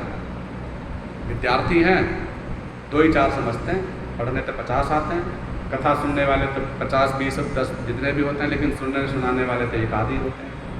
तो सब नहीं बनेंगे, तो तुम इसमें खेद मत मनाओ, दुखी मत हो, अपना कर्तव्य का पालन करो। और ये जो कर्तव्य शब्द है वो एक तरफा होता है, 2 तरफा नहीं होता। 2 तरफा तो स्वार्थ होता है। वो मेरे साथ ऐसा करेंगे तो मैं करूँगा, नहीं तो नहीं करूँगा। वो मेरे को पूछेंगे तो पूछूंगा, वो मेरे को मान सम्मान देंगे तो मैं भी मान सम्मान दूंगा, वो मेरे को राम राम करेंगे मैं भी। ये कर्तव्य नहीं है। कर्तव्य तो ये है, मेरा धर्म है, मुझे ये काम करना है तो करना है, चाहे वो किसी को अच्छा लगे और चाहे किसी को बुरा लगे। कर्तव्य का मार्ग पर चलना बड़ा कठिन है। भगवान कह रहे हैं देखो पहले तो तुम अपने कर्तव्य को समझो। ना विकम्पितुम अर्हसि, तुम अपने क्षत्रिय धर्म से पलायन क्यों कर रहे हो, विकम्पित क्यों हो रहे हो, क्यों पीछे भाग रहे हो। यहां अपमान हुआ है द्रौपदी का। द्रौपदी का अपमान से मतलब है कि वहां अधर्म हुआ है, और जहां अधर्म हुआ है उस अधर्म को भी सह लेना पराक्रम रहते हुए भी फिर तुम अधर्मी कहलाओगे। तुम उस बात को याद करो। राजेन गोविंद को ये तुमने 2 बातें बोली हैं, लेकिन द्रौपदी वाली बात तो श्लोक में तुमने बोली ही नहीं कि पहले अध्याय में अर्जुन ने कहीं जिक्र नहीं किया इस बात का। बस राज्य का क्या होगा, गुरु जी की हत्या करके क्या मिलेगा, मेरे पिताजी हैं, मेरे बाबा जी हैं, मेरे ये हैं, मेरे वो, यही सब। भगवान कह रहे तुम मोह ममता बस वाली बातें कर रहे हो, लेकिन लड़ाई का शुरुआत कहाँ से हुई, वहाँ पे जाओ। तुम्हें माता जी की आज्ञा मिल गई है युद्ध करने की, क्योंकि माता जी ने देख लिया कि 2 बातें उनको सहन नहीं हुई। उन्होंने कहा एक तो मेरे गोविंद का अपमान सहन नहीं हुआ, और एक द्रौपदी का अपमान। ये 2 बातों पर ही विचार करके कुंती ने आज्ञा दी युद्ध करने की, और माता की आज्ञा भी मिल गई, और तुम्हारे सामने अधर्मी भी दिख रहे हैं। अब अधर्म के पक्ष में बोले सबके छोड़ो, मैं ही अगर खड़ा हो जाता वहां, क्योंकि आए थे लेने दुर्योधन मुझे भी, तो अगर मैं ही खड़ा हो जाता तो भगवान कह रहे मुझसे भी युद्ध करना धर्म बनता। और ऐसे कई प्रसंग आए जहां पर भगवान से भी युद्ध किया भक्तों ने। ऐसे कई प्रसंग हैं। क्योंकि धर्म का जो रास्ता है बड़ा कठिन है, विचारणीय है, सोचनीय है। भगवान कहते हैं अगर धर्म की बात आए तो धर्म का पक्ष लो, तो चाहे मैं भी क्यों ना हूँ। और ये बात गोस्वामी जी ने उत्तराखंड में रखी। राम जी स्वयं कह रहे हैं, जो अनुचित कछो कहूँ गोसाई, तो मोहि पर जाऊँ भय बिसराई। अगर मैं भी कुछ अनुचित कहूँ तो ये हनुमान जी मुझे भय त्याग करके रोक दें। भगवान का तो नाम ही स्वरूप ही धर्म है, लेकिन भगवान कह रहा अगर मेरे से भी कुछ बात हो जाए, कहीं हो सकता है प्रकट लीला में, व्यवहारिक लीला में, भौतिक लीला में मुझे किसी रावण के पक्ष से युद्ध करना पड़ जा रहा है, कभी बाणासुर के पक्ष से युद्ध करना पड़ जा रहा है, तो भगवान कह रहे हैं कि इसमें ये विचार मत करना मैं भगवान हूँ, ये हूँ, कुछ नहीं, तुम्हारा धर्म है तुम युद्ध करो, जो होगा देखी जाएगी। और ऐसा हुआ कि सबने किया। तो धर्म के मार्ग में पक्षपात नहीं। अगर धर्म है कि ये काम करना है, किसी को अच्छा लगेगा तो, बुरा लगेगा तो, फिर वहाँ भगवान, तब हम भगवान को मानते हैं, तभी हम भगवान को मानते हैं। एक कोई सुन के आए, एक भगवान के लिए आए, सबके मन में क्या है ये तो भगवान जानते हैं और वो स्वयं जानते हैं। तो धर्म का मार्ग बड़ा कठोर है, धर्म को समझना बड़ा कठिन है, क्योंकि धर्म जो है वो वास्तव में अच्छे अच्छे ऋषि मुनि भी कह रहे हैं कि तर्को प्रतिष्ठा श्रुतियोर विभिन्ना नैकर मुनिर यमतम प्रमाण, कि तर्क के आधार पर सब मुनियों के मत भी अलग अलग हो गए, लेकिन धर्म के सूक्ष्म स्वरूप को जान नहीं पाए। फिर कहना पड़ा अंतोगत्वा कि महाजनो ये न गतः सपंथा, कि महापुरुष जिस मार्ग से गए हैं उसका अनुकरण करना ही धर्म है, महाभारत के अनुसार। और भागवत के अनुसार, भागवत के अनुसार कह रहे हैं कि धर्म क्या है। धर्म प्रोज्झित कैतवोत्र परमो निर्मत्सराणाम सताम वैद्यम वास्तव मत्र वस्तु शिवतम तापत्रयोन्मूलनम। धर्म प्रोज्झित कैतवोत्र परमो, धर्म क्या है? धर्म प्रोज्झित, प्रोज्झित कहते हैं मिटाने को, प्रोक्षण साफ करने को, साफ सफाई, प्रोज्झितम मार्जनम।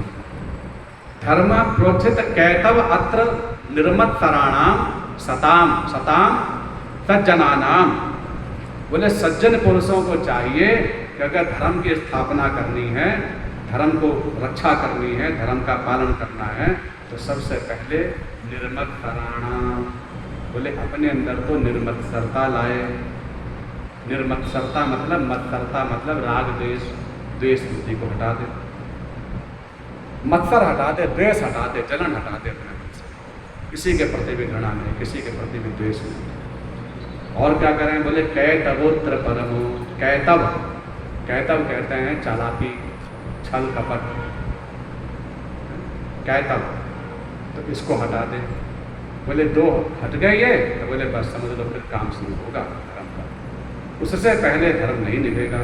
तो कैतवोत्र, कैतव को हटा दे और निर्मत्सरता आ जाए, तो बोले यही धर्म का स्वरूप है। धर्म प्रोज्झित कैतवोत्र परमो निर्मत्सराणाम सताम वैद्यम वास्तव अत्र वस्तु शिवतम तापत्रयोन्मूलनम, तीनों तापों से उन्मूल कर देगा, नष्ट कर देगा। गोस्वामी जी क्या कहते हैं? गोस्वामी जी रामचरितमानस में कह रहे हैं धर्म क्या है। भरत जी के प्रसंग में कह रहे हैं, भरत जी कह रहे हैं सिर भरे जाऊं उचित अस मोरा, सबते सेवक धर्म कठोरा, सबते सेवक धर्म कठोरा। मुझे तो सिर के बल चलना चाहिए, जिस पग से मेरे राम, मेरे स्वामी, मेरे आराध्य पैदल गए हैं, मुझे तो सिर के बल चलना चाहिए, क्योंकि सबसे बड़ा कठोर धर्म है सेवा धर्म। सेवा ही सबसे बड़ा धर्म है। सबते सबते कहने का अभिप्राय है कि सबसे बड़ा धर्म है सेवा। सेवक धर्म कठोर, सेवक का धर्म बड़ा कठोर होता है। लेकिन जो सबसे बड़ा होगा वो एक ही होगा, बहुत सारे तो नहीं होंगे। और बहुत सारे होंगे तो ये कहा जाएगा ये भी धर्म है, ये भी धर्म है, ये भी धर्म है, या तो ये कहा जाएगा। लेकिन यहाँ पर रामचरितमानस में ही कई जगहों पर सबते सबते कहा गया है, माने कि यही सबसे बड़ा धर्म, यही सबसे बड़ा धर्म। और सबसे बड़ा तो एक ही होगा, बहुत सारे तो नहीं होने चाहिए, पर कई जगह पर लिख रहे हैं सबसे बड़ा। इसका मतलब क्या है? धर्म। देखो शंकर भगवान जी कह रहे हैं, शंकर भगवान जी विवाह करने के लिए संकल्प ले लिए कि विवाह नहीं करूंगा। तब नारायण भगवान की आज्ञा से, श्री राम जी की आज्ञा पा करके उन्होंने विवाह किया। उस वक्त कह रहे हैं श्री शंकर भगवान जी,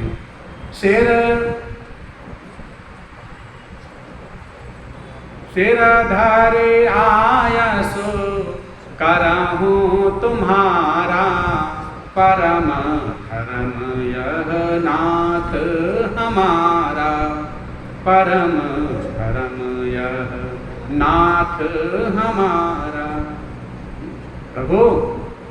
प्रभु की आज्ञा, स्वामी की आज्ञा सिर्फ माथे लगानी चाहिए, क्योंकि उसकी आज्ञा पालन करना ही दास का परम धर्म है।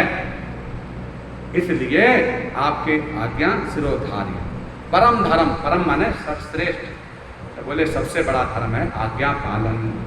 यहाँ पर दूसरी शब्द आ गया, मतलब धर्म का एक नाम हो गया, वहाँ सेवा धर्म, वहाँ निर्मत्सराणाम बताया, कैतव को मिटाना, और यहाँ पर तीसरी बात बता रहे हैं सेवा, आज्ञा पालन। और क्या कह रहे हैं? धर्म मतलब सबसे बड़े में कितने बड़े हैं? रामायण में लिख रहे हैं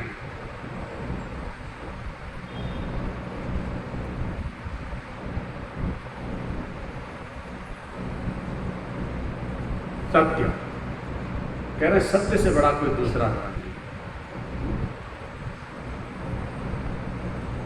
आगम निगम पुराण बखाना,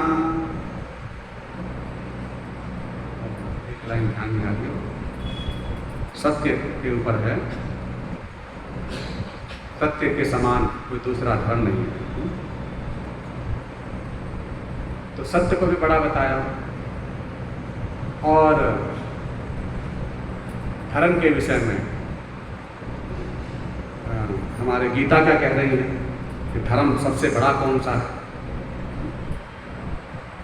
तो यहाँ कह रहे हैं कि स्वधर्मे निधनम श्रेय पर धर्मे भयावह, कि अपने धर्म में मरना भी अच्छा, लेकिन दूसरे के धर्म को स्वीकार नहीं करना है। ये स्वधर्म शब्द कई जगह पर प्रयोग हुआ है गीता में।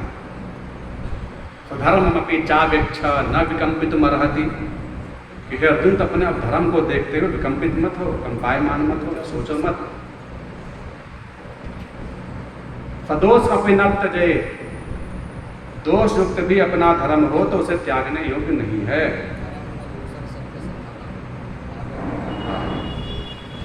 हाँ, सत्य की बात बहुत बढ़िया बताई उन्होंने पंडित जी ने। धर्माना दोसर सत्य समाना, आगम निगम पुराण बखाना। वहाँ पर कहा कि धर्म न दूसरा सत्य समान, सत्य से बढ़कर कोई दूसरा धर्म नहीं है। सत्य को भी सबसे बड़ा धर्म बताया। और एक जगह और धर्म को बताया रामायण में, परहित सरिस धर्म नहीं भाई, पर पीड़ा सम नहीं अधमाई। वहाँ भी सबसे बड़ा ही कह रहे हैं, परहित सरिस, सरिस माने इसके जैसा, धर्म नहीं भाई। भैया परहितता से बढ़कर कोई दूसरा धर्म नहीं है। तो परहितता भी धर्म हो गया, सेवा भी धर्म हो गया, सत्य भी धर्म हो गया, निर्मत्सराणाम भी धर्म हो गया, और यहाँ के अनुसार स्वधर्म भी धर्म। बहुत सारे धर्म हैं। लेकिन इतने सारे जो धर्म हैं और भागवत में तो ऐसे भी कई जगह धर्म के बारे में अलग अलग 11वें स्कंद में 11वें स्कंद में प्रश्न किया कि धर्म का एक स्वरूप बताओ, धर्म क्या है। तो वहाँ कह रहे हैं वेद प्रणहितो धर्म अधर्म तद विपर्ययः। और यही अजामिलोपाख्यान में भी कहा धर्म क्या है यम के संवाद में। तो वहाँ यमराज के संवाद में कह रहे हैं वेद प्रणहितो धर्म, जो वैदिक धर्म है वही धर्म है और वेद के विरुद्ध आचरण ही अधर्म है। वेद प्रणहितो धर्म अधर्म तद विपर्ययः, उसके विपरीत जो है वो धर्म। और भागवत में एक जगह और धर्म के ऊपर कह रहे हैं सबसे बड़ा, यानी ये सब बड़े बड़े वाले में हैं। तो वहाँ कह रहे हैं सर्वे काम योगिनाम निर्णीतम, सभी योगी पुरुषों ने बहुत निर्णय करके, नृप माने राजाओं, योगीश्वरों ने, बल्कि योगियों ने नहीं, योगी नाम नृप, योगियों के राजाधिराजों ने, महायोगेश्वरों ने निर्णीतम, ये निर्णय किया है कि भैया एक ही धर्म है, ध्येयो नारायणो हरि, नाम संकीर्तनम तब, भगवान नाम संकीर्तन, भगवान नाम जप, सबका धर्म यही है, सबसे नाम।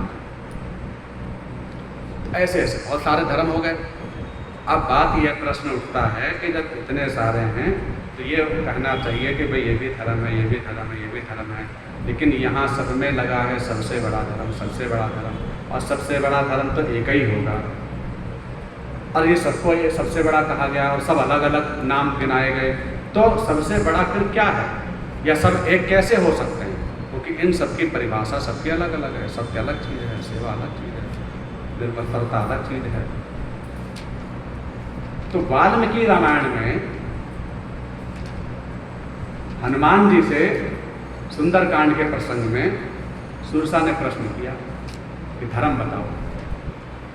तो मेरी नज़र में, मैं अपने अनुभव में, मुझे वहाँ जो उन्होंने हनुमान जी ने जो उत्तर दिया उससे ये वाली बात समझ में आई। नहीं, बहुत दिनों तक समझ में नहीं आ रही थी, कई महीनों तक मन में वहाँ वो चलता रहा कि भाई ये सब धर्म तो लिखे, लेकिन सबसे बड़ा धर्म तो एक ही होगा, और ये लिख दिए बहुत सारे, और शास्त्र गलत हो नहीं सकते, लिखे हैं तो कुछ कारण होगा, तो कैसे समझ में आए? तो बहुत सुंदर उत्तर हनुमान जी ने दिया, और वह ऐसा उत्तर मिला कि सब बातें समझ में आ गई। माने जितनी भी बातें कही गई, अगर इन सारी बातों को एक शब्द में कोई कहे कि भाई एक शब्द बोलो, वो ऐसा शब्द होना चाहिए कि जितनी बातें अभी तक बताई गई वो सारे के सारे उसमें आ जाएं, उसके अलग ना आए। तो वो शब्द क्या है बताओ? कुछ आ रहा है शब्द? ऐसा शब्द बताना है जिसके अंदर जितनी भी बातें बताई गई वो सब आ जाए, चाहे वो संकीर्तन हो, चाहे वो परहितता हो, चाहे वो सेवा हो, चाहे वो सत्य हो, चाहे वो निर्मत्सरता हो, चाहे वो स्वधर्म हो गीता के अनुसार। तो गीता, भागवत और रामायण, इन सब में जो अलग अलग धर्म की परिभाषाएं बताई गई हैं, उन सबको एक शब्द में क्या कहा जाए? एक शब्द में अलग अलग नाम तो सब में बता दिए, तो उस शब्द का नाम श्री हनुमान जी बता रहे हैं वाल्मीकि रामायण के सुंदरकांड के प्रसंग में। वो कह रहे हैं कृते च प्रतिकर्तव्यम एष धर्म सनातनः। उनसे पूछा कि धर्म क्या है, तुम भी तो बताओ। तो हनुमान जी बता रहे हैं कि कृते च प्रतिकर्तव्यम, जिसने मेरे प्रति कुछ भी किया है, कृत्य माने किया है, उसके प्रत्युपकार में जो हम करते हैं उसे कर्तव्य कहते हैं। ये तो है कर्तव्य की परिभाषा। कृत्य च प्रतिकर्तव्य माने कर्तव्य क्या है? फिर जिसने हमारे प्रति कुछ भी किया है पहले, बाद में नहीं, पहले किया, उसके प्रत्युपकार में जो हम कुछ करते हैं उसे कर्तव्य कहते हैं। ये ध्यान से समझना, कर्तव्य की परिभाषा है। और फिर दूसरी लाइन में करें एष धर्म सनातन, और यही कर्तव्य का पालन ही सर्वोपरि सनातन धर्म है। सनातन धर्म क्या है? मुझे अपने कर्तव्य का पालन करना। और ये जो कर्तव्य शब्द है इसमें सारी बातें आ गई जितनी बताई अभी इससे पहले। कर्तव्य के अंतर्गत ही सेवा है, कर्तव्य में ही सत्यता है, कर्तव्य में ही परहितता है, कर्तव्य से हटकर कोई साधन ही नहीं है। सब बातें आ गई, हनुमान जी ने सबका निर्णय कर दिया। हमने लगा कि ये बात ठीक है। तो कर्तव्य जो होता है उसे कहते हैं जो इसने पहले कर चुका है। आपको दान देना है, बोले दान कर्तव्य में नहीं आता। दान नहीं देंगे तो पाप नहीं लगेगा, लेकिन दक्षिणा नहीं देंगे तो पाप लग जाएगा, क्योंकि दोनों में अंतर है। वहां फिरते च प्रति कर्तव्य में, वहां पहले करवा चुके हैं, वहां ऋण है, वो नहीं देंगे तो दोष लग जाएगा, क्योंकि वहां कर्तव्य है। दक्षिणा क्या है? वो कर्तव्य है, दान नहीं है। और दान क्या है? बोले इसमें आप स्वतंत्र हैं, आप दो तो ठीक है, नहीं तो भी तो बात पाप। और दक्षिणा न देने में पाप। पितरों के जो क्रियाएं होती हैं, श्राद्ध इत्यादि कर्म, ये सब क्या है? कर्तव्य है, पुण्य नहीं है। कर्तव्य ऐसा शब्द है जिसको करने से पुण्य नहीं लगता। कर्तव्य के पालन करने से पुण्य नहीं होता, पर कर्तव्य के पालन न करने से पाप जरूर लग जाता है। क्योंकि कर्तव्य मैं पहले बता चुका हूँ कि लगता क्या है? बोले कर्तव्य का मतलब जिसने पहले कर चुके हैं। तो माता पिता पहले हमें दे चुके हैं, हमारे पूर्वज पहले हमें दे चुके हैं, इसलिए उनके प्रति श्रद्धा पूर्वक श्राद्ध इत्यादि जो भी कर्म है वो करना हमारा कर्तव्य है। वो कर्तव्य के अंतर्गत आता है श्राद्ध कर्म, पितृकर्म, जिसके लिए लिखा है कि देव कर्म से भी पहले आवश्यक है। देव कर्म को नहीं करेंगे दोष नहीं है, क्योंकि देवताओं करने वाले बहुत सारे लोग, लेकिन पितृ तो अपने ही परिवार से उम्मीद लगाए बैठे हैं कि मैं अपने घर परिवार में जाऊंगा, वहीं मुझे रोटी मिलेगी, वो और किसी के घर में नहीं जाएंगे, वो आश्रित है। इसलिए वहां न करने पर दोष है, प्रत्यवाय है, प्राश्चित है। इसलिए भगवान कह रहे हैं मेरी पूजा नहीं होगी चलेगा, लेकिन माता पिताजी की पहले पूजा है, उन्हीं की पूजा से मैं प्रसन्न हो जाऊँ। उनको पितृ हैं, प्रत्यक्ष वाले पितृ हैं पहले, बाद वाले तो बाद में ही है, लेकिन प्रत्यक्ष वाले उससे पहले। और फिर जो बाद वाले हैं उनके प्रति भी श्रद्धा पूर्वक जो उनके नाम से देते हैं। पितृ क्रिया के बारे में धर्म सिंधु आदि ग्रंथों में लिखा है कि उसका क्रिया लोपो न कर्तव्यम, क्रिया का लोप नहीं करना चाहिए, थोड़ा कर दो। देव कर्मों में पितरों को भाग देना अनिवार्य है। माने देव कर्म का मतलब हो गया शादी विवाह, नैमित्तीकरण, कोई भी शुभ कार्य, उन सब में पितरों के नाम से निकाल सकते हैं, निकालना चाहिए, पितृ प्रसन्न होंगे। और जो पितृकर्म है बोले उसमें देवताओं को नहीं निकालना है, श्राद्ध हो अमावस्या हो, इसमें देवताओं को आवश्यक नहीं कि निकालना ही उनका भी नहीं निकालना। पितरों के कार्य में देवता भाग नहीं ले सकते, सृष्टि का विधान देखिए, लेकिन देव कार्य में पितृ भाग ले सकते हैं। देवताओं के भाग में पितरों का अधिकार बनता है, लेकिन पितृ क्रिया में देवताओं का अधिकार नहीं बनता, उसमें वो उनका प्रवेश नहीं है, क्योंकि उन्होंने उसमें स्वतंत्रता दे दी कि भाई पहले आप। पातक लग जाए मृतक कर्म में पूजा छूट जाती है, लेकिन वस्तुतः उसके पीछे जो कारण बना होगा, जो भी भगवान ने सोचा होगा, भगवान जाने। लेकिन हमारा जो भाव है उसमें भगवान ने ये कहा कि भाई पहले तुम्हारे माता पिता हैं, इनकी क्रिया को अच्छी तरह से विधि पूर्वक कर लो, क्योंकि पहले के विधान में तो बहुत लंबी क्रिया होती थी मृतक कर्म, तो उसमें कहा कि पहले तुम इनको ही समय दे दो, इसलिए पूजा पाठ के कार्य को बाद में रोक लगा दी। वस्तुतः इसलिए नहीं कि वैसे ही रोक दिया, न उधर के रहे, न वो भी काम ज़्यादा नहीं कर रहे हैं, एक दिन में कर दो जी, 2 दिन में कर लो, और न देवताओं के लिए कार्य कर रहे हैं, उसमें सूतक लग गया कि हम कैसे करें, न उधर के हुए नहीं करते। बड़ी श्रद्धा के साथ, श्रद्धा से किया जाए उसी का नाम श्राद्ध है। श्रद्धा से किया हुआ, श्रद्धया यत् क्रियते तत् नाम श्राद्धम। गोपिल स्मृति, देवल स्मृति, सब स्मृतियों में यही लिखा है, श्रद्धया यत् क्रियते। और कैसे किया जाए? बोले प्रत्येक श्राद्ध में आवश्यक है 3 का विचार करना। अगर 3 में से एक भी विचार नहीं किया तो समझ लो श्रद्धा ही नहीं, क्योंकि श्रद्धा बनी इन 3 पर टिकी हुई है। श्रद्धा का आधार सिंहाई है। क्या बोले? देशे काले च पात्रे च क्रियते च विधिना च यत्। देशे काले च पात्रे च, देश काल पात्र बदलती रहती है, एक जैसी नहीं रहती है। धर्म एक जैसा नहीं रहता है। ऐसा नहीं है धर्म का स्वरूप की एक जैसा, और बल्कि कहो कि धर्म का मूल क्या है, किसके बिना धर्म का लाभ नहीं मिल सकता, कौन है वो जिसके अंदर संपुट नहीं लगा तो धर्म का लाभ भी नहीं मिलेगा। जितने भी धर्म की चीजें बताएं, लौकिक पारलौकिक स्रोत स्मार्ट इष्टापूत जितने भी हैं, उन सबका फल जब तक नहीं मिलेगा जब तक कि आपके अंदर श्रद्धा नहीं होगी। बोले प्रमाण क्या है? तो रामचरितमानस, श्रद्धा बिना धर्म नहीं होई, बिनु मही गंध की पावे कोई। श्रद्धा बिना धर्म नहीं होई, बिनु मही गंध की पावे कोई। श्रद्धा बिना धर्म नहीं होई, मैंने श्रद्धा के बिना धर्म हो ही नहीं सकता।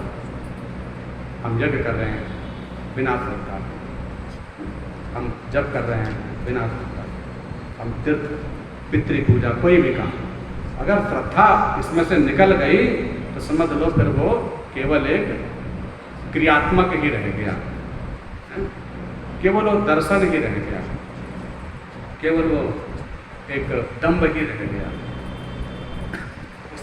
श्रद्धा, और गीता के 17वें अध्याय में श्रद्धा की बहुत विस्तृत व्याख्या लिखी है।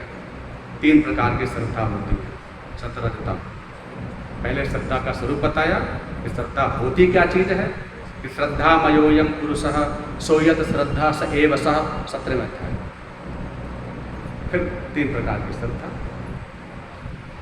तो श्रद्धा लेकिन बहुत मूल है, और हमारे वैष्णव संप्रदाय में श्री रूप गोस्वामी जी के परम दिव्य स्वरूप में जो ग्रंथ प्रकट किया उन्होंने, भक्ति रसामृत सिंधु, उसमें भी लिख रहे हैं श्रद्धा की परिभाषा। तो 8 प्रकार की श्रद्धा बताई। उन 8 श्रद्धा में आदौ श्रद्धा, तथा साधु संगोद भजन क्रिया, ततो अनर्थ निवृत्ति, ततो निष्ठा रुचिस्ततः, ततो भाव महाभाव प्रकृतिता। महाभाव तक पहुंचने में सबसे पहले आदौ श्रद्धा, सबसे पहला काम श्रद्धा ही है।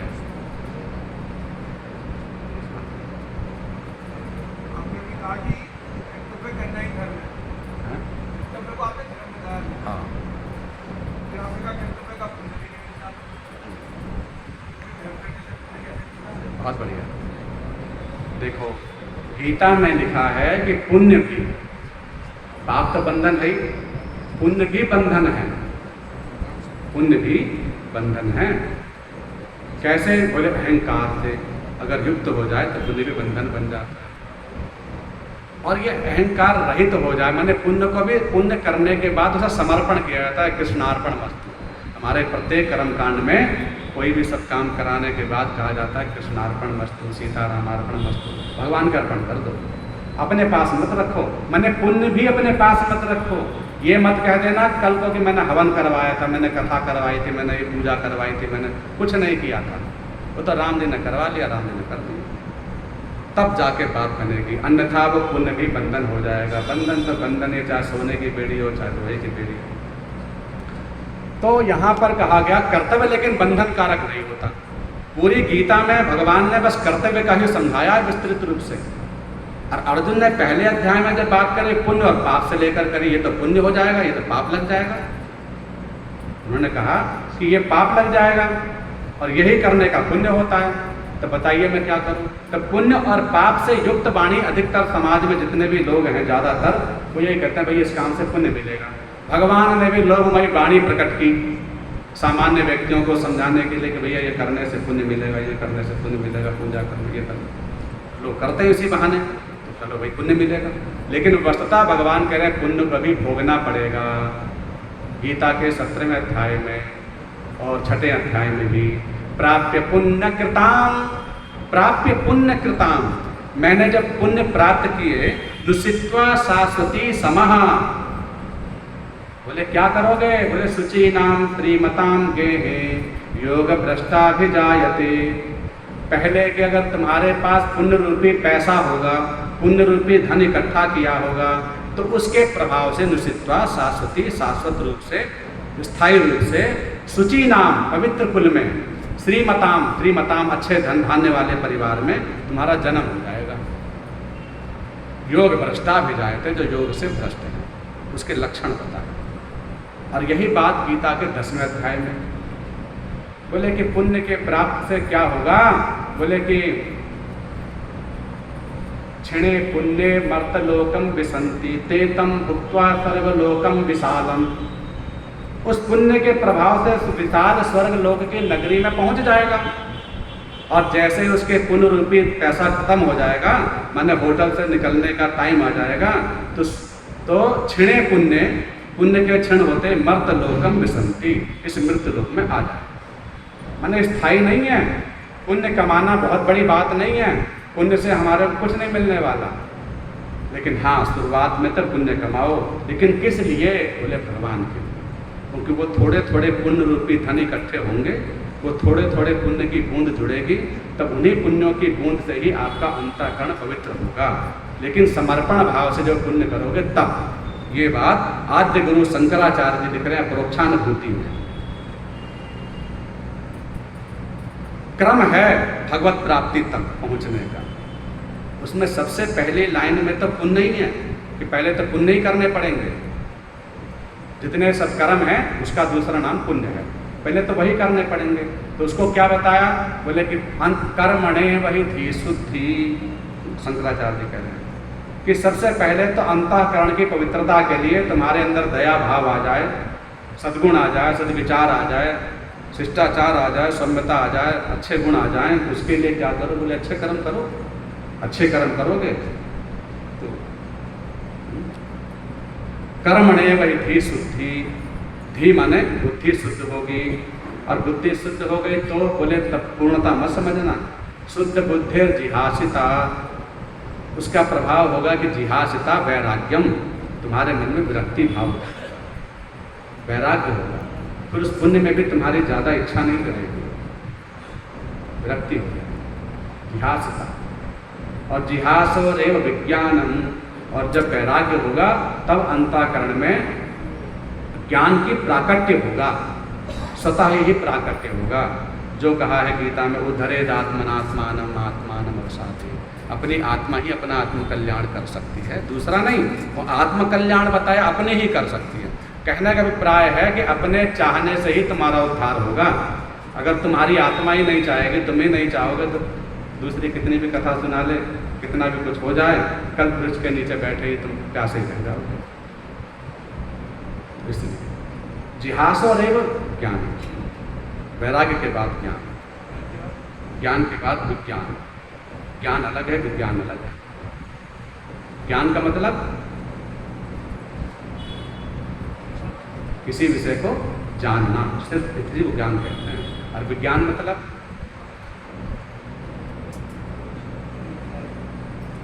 विशिष्ट ज्ञान इति विज्ञान, विशेष ज्ञान को ही विज्ञान कहते हैं। वी शब्द लगा है प्रत्यय विसर्ग में, और वी लगते ही वो चीज़ विशेष हो जाती है ना। तो यहाँ पर वी लगने का मतलब है जिसे प्रैक्टिकल ज्ञान कहते हैं, मैंने अनुभव किया है, अनुभवात्मक ज्ञान को ही विज्ञान कहते हैं। तो ये विज्ञान में और ज्ञान में अंतर होता है ना। और यही बात रामचरितमानस में भी गोस्वामी, ज्ञानी थे अति प्रिय विज्ञानी, ज्ञानी से भी ज़्यादा मुझे विज्ञानी प्रिय है, उत्तरकांड में। और यही बात यहाँ पर गीता में भी लिख रहे हैं, और यही बात भागवत में भी, सब जगह ये बात। तो विज्ञानम और विचार नहीं, विज्ञानम बोले इस विज्ञान से विचारों की उत्पत्ति होगी, भावनाओं की, यहाँ से भाव का प्राकट्य होता है। इससे पहले तो वो वाले जो भाव उठते हैं ना, वो हमारे अंतःकरण के विषय होते हैं। वो अच्छे भी हो सकते हैं तो बुरे भी हो सकते हैं, वो हमारे संग दोष के कारण विज्ञान वो भाव प्रकट हो रहे हैं। लेकिन वस्तुतः जो भाव है, विशुद्ध भाव जिसे कहते हैं, वो प्रकट होगा जब वैराग्य होगा, और जब ज्ञान होगा, और फिर विज्ञान होगा। तो विज्ञान के बाद फिर विचारों की उत्पत्ति। विज्ञान है, सब विचार है, क्रम है।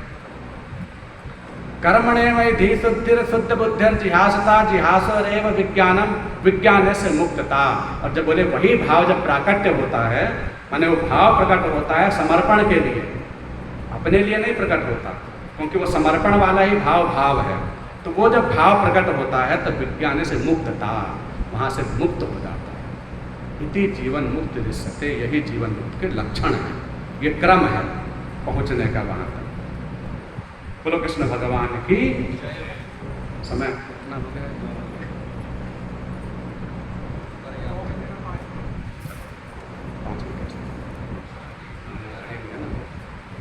तो धर्म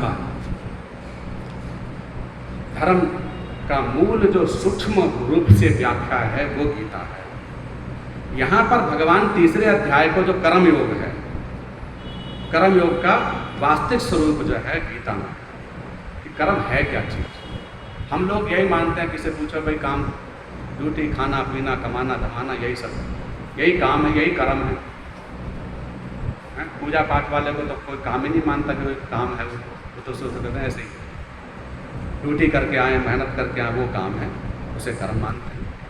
भैया कर्म तो कर्म ही, हर व्यक्ति अपना अपना कर्म कर रहा है, लेकिन वस्तुतः कर्म क्या है इसकी व्याख्या करनी हो, सोचनी हो तो गीता का तीसरा अध्याय का 7वां श्लोक है। नियता कुरु कर्मत्वं कर्मज्यायो अकर्मणः। नियता कुरु कर्म त्वं, हे अर्जुन तू नियत कर्म कर। नियत, नियत का अर्थ यहाँ पर है जो शास्त्रोचित है, वो अपने मन के नहीं। अगर उसमें लिखा है कि तुम्हें यह करना है तो करना है, उसका परिणाम मत सोचो कि क्या होगा परिणाम। तुमने युद्ध के बाद तक की सोच ली, स्त्रियाँ ऐसी हो जाएंगी, वो हो जाएगा, ये हो जाएगा। भगवान कह रहे हैं कहाँ इतनी दूर तक की सोच रहे हो, बस ये सोचो युद्ध करना है कि नहीं, इतना दूर मत सोचो। युद्ध करना है तो करना है। अब युद्ध करना है कि नहीं, तो इस विषय में नियता कुरु, भगवान कह रहे हैं कि अगर धर्म बनता है तो युद्ध करना है तो करना है, और अधर्म है तो युद्ध नहीं करना है, चाहे फिर मर जाए। नियता कुरु कर्मज्यायो अकर्मणः, जो अकर्म है, जो नहीं करने योग्य है, वो नहीं करना है। क्योंकि शरीर यात्रापि, शरीर के कुछ करने धरने से हमारा कुछ नहीं होने वाला। न प्रसिद्धेत कर्मणः, शरीर से कुछ करता हुआ भी अगर उसने मन से कुछ नहीं किया तो अकर्ता ही है, और मन से उसने बहुत काम कर लिए तो करता ही है। इसी बात को 18वें अध्याय में भगवान ने गीता में कहा कि अरे उपहन्यामि माम प्रजा, तो सारे लोगों को भी मार देगा, संपूर्ण जितने भी लोग पक्ष में हैं सबको भी मार देगा, लेकिन अहंकार नहीं है। न योत्स्य इति गोविंद, अगर तुम्हारे के अंदर ये तुम्हारी जो बुद्धि में अगर तुमने कोई एक अलग भाव पकड़ लिया, तो भाव मतलब उद्देश्य पकड़ लिया, तो उस उद्देश्य के कारण इनको मारने के बाद भी पाप नहीं लगेगा। न हंति न निबद्धते, हंति मारने से न निबद्धते, बंधन में नहीं बंधोगे। वो भाव ही मैं बताऊंगा गीता में। भाव भगवान कहते हैं, भाव क्या है बोले, भाव उद्देश्य है। सबका अपना अपना अलग अलग उद्देश्य है, मानो सबका अपना अपना अलग भाव है, और वह भाव ही है जो हमें भगवान से मिलाने वाला है, वह भाव ही है जो वहाँ से हटाने वाला है। इसलिए इस भाव को ही बनाने के लिए कहाँ से जगह मिलेगी जहाँ भाव बनता हो, बोले एकमात्र है सत्संग, एकमात्र सत्संग, संत महापुरुष। तो जहाँ सत्संग प्राप्त होता हो, और वहाँ भी जो सत्संग जो है प्रश्नोत्तरी वाला हो, तो उस सत्संग से ही हमारे अंदर वो भावोदय होता है। तो वहाँ पर कह रहे हैं इस यस्त्विन्द्रियाणि मनसा, जो अपनी इंद्रियों को रोक करके और मन से घूम रहा हो सब जगह, तो समझ लो उसको मन का ही फल मिलने वाला है, शरीर के हिसाब से कुछ नहीं मिलने वाला है। बस अपने कर्तव्य पर ध्यान दो कि मेरा ये कर्तव्य है तो मुझे करना ही है। और कर्तव्य क्या है बोले, जो शास्त्र कहते हैं, और हमारे हर घड़ी हर पल हर टाइम टेबल को शास्त्र में लिख दिया है। बोलना, कैसे बोलना चाहिए, कैसे चलना चाहिए, कैसे खाना चाहिए, मतलब क्या नहीं लिखा है, हर चीज़ तो लिखी है, सोने से जागने से सब कुछ। तो जो उसमें लिखा बस वही करो, बाकी कुछ काम ही मत करो। बस भगवान करें को सोचने की मतलब ही नहीं है, सोचने का तो हमारे खामक बुद्धि का हमारा दुरुपयोग कर रहे हैं। माता जी वो कहते हैं बेकारी सोचते, तो सोचना वास्तव में गलत है। हाँ स्वाभाविक आ जाए, स्वाभाविक क्योंकि स्वाभाविक भी आएगा ही, स्वाभाविक इस मन का धर्म है, इसका नाम ही सोचने के लिए बनाया गया है। तो क्या करें, भला जबरदस्ती धीरे धीरे सत्संग के माध्यम से इसे रोकें। सत्संग से ही रुक सकता है। जितनी तीव्रता से भगवान में मन सत्संग में लग जाता है, उतनी तीव्रता से किसी अन्य साधन से नहीं लग सकता। इसलिए सब साधनों को एक पलड़े में रख दिया और सत्संग को एक पलड़े में। और सत्संग का पलड़ा हमेशा भारी रहेगा। महाभारत के वशिष्ठ जी के सम्राट वशिष्ठ जी शेषनाग जी आए देखने के, बोले कि मैंने सारी पृथ्वी को धारण किया है। बोले ना, आपने नहीं धारण किया। ये सब सत्संग की कृपा है, सब प्रभु की कृपा है। तो वस्तुतः सत्संग से बढ़कर किसी जगह, किसी पुराण में किसी से दुर्लभता किसी को नहीं बताई गई। लेकिन वह सत्संग सार्थक नहीं हो पाता, क्योंकि सत्संग हम पहले बता चुके हैं, सत्संग 3 से बनता है। किससे? सत्संग कैसे बनता है? केवल सत्संग से नहीं बनता कि सत्संग, ये तो सीधा सीधा अर्थ है। लेकिन बढ़िया सत्संग कौन सा वाला है? बोले जिसमें वक्ता, श्रोता और वक्तव्य, जैसे कि दृष्टा, दर्शन, दृश्य त्रिपुटी होती हैं, उसी तरह से वक्ता भी बढ़िया हो, श्रोता भी बढ़िया हो और वक्तव्य भी बढ़िया हो। जब तीनों का समागम हो, उसमें जब निमज्जन किया जाए, तब जानो कि सत्संग पूर्ण हुआ, सार्थक। अन्यथा हो सकता है वक्ता बहुत बढ़िया हो, श्रोता ना हो, तभी बात नहीं बनेगी। मैंने गंगा जी तो आ गई पर नहाए ही नहीं हम, तो क्या हुआ? नहाने वाला ही नहीं है। या नहाने वाला हो पर गंगा जी ना हो, वक्ता ही ना हो, या दोनों हो लेकिन वक्तव्य भाव न बने, श्रद्धा ही न बने, तो भी क्या हो? श्रद्धा, स्वाध्याय, हाँ, स्वाध्याय सत्संग नहीं है। स्वाध्याय अपने घर में हम किसी को आद्योपांत, मैंने पूरी भागवत अथवा गीता कोई भी आद्योपांत शुरू से लेकर अंतिम तक पढ़ लिया, उसको कहते हैं स्वाध्याय। ये भी अच्छा है, लेकिन उसके द्वारा आपको विज्ञान प्राप्त नहीं होगा, वो भाव प्राप्त नहीं होगा, वो ज्ञान प्राप्त नहीं होगा, वो समझ नहीं आएगी। जैसे कि गीता तो हर कोई पढ़ते हैं, लेकिन अब समझने समझाने में तो अंतर है ना। तो इसके लिए तो गुरु जी तो अपनी जगह है, किताब भी चाहिए और गुरु भी चाहिए। ऐसा भी ना हो कि केवल गुरु जी बना लिए और किताब भूल गए, हम लोग अपने ग्रंथों को पढ़ नहीं रहे जो, तो भी बात नहीं बनेगी। ग्रंथों को पढ़ना ही पड़े, मैंने ग्रंथ ले करके ही गुरु की महिमा है। और आपके पास, आप सोचो हम तो, हमारे पास तो रामायण भी, गीता, भागवत सब है, हम गुरु जी की जरूरत क्या है? तो भी बात नहीं बनेगी। त्रिपुटी सृष्टि का, ब्रह्मांड की रचना ही 3 से हुई है, तो इसमें सब में 3 ही 3 लगा हुआ है। गुरु भी चाहिए, शिष्य भी चाहिए, और उन दोनों के बीच में साधन भी चाहिए। साधक भी चाहिए, साधन भी चाहिए, साध्य भी चाहिए। त्रिपुटी से ही बात बनेगी, त्रिपुटी के बिना नहीं। पहले द्वैत थे, फिर द्वैत के बाद त्रिपुटी आती है, त्रिपुटी के बाद फिर विचार चंद्रोदय के अनुसार अनेकानेक व्यूह उत्पन्न हो जाते हैं। बोलो कृष्ण भगवान की। तो पितृक्रिया के बारे में बस एक शब्द समझ ले। कल क्या प्रश्न किया था? याद है कुछ?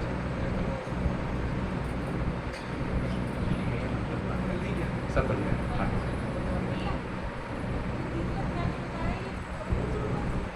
हाँ, कभी भी शुरू कर सकते हैं, लेकिन अगर हम एक सकाम कर्म से करें, जैसे तीसरा अध्याय हमने बताया कि हर कामना, कर्म योग का ही नाम है तीसरा अध्याय।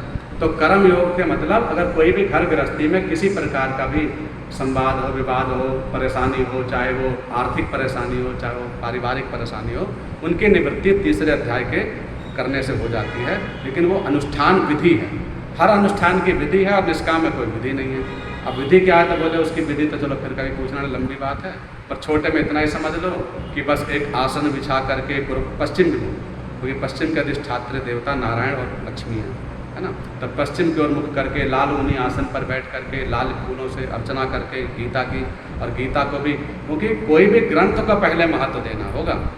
गीता हम नीचे न रख दें, गीता को नीचे रखने से दोष हो जाता है।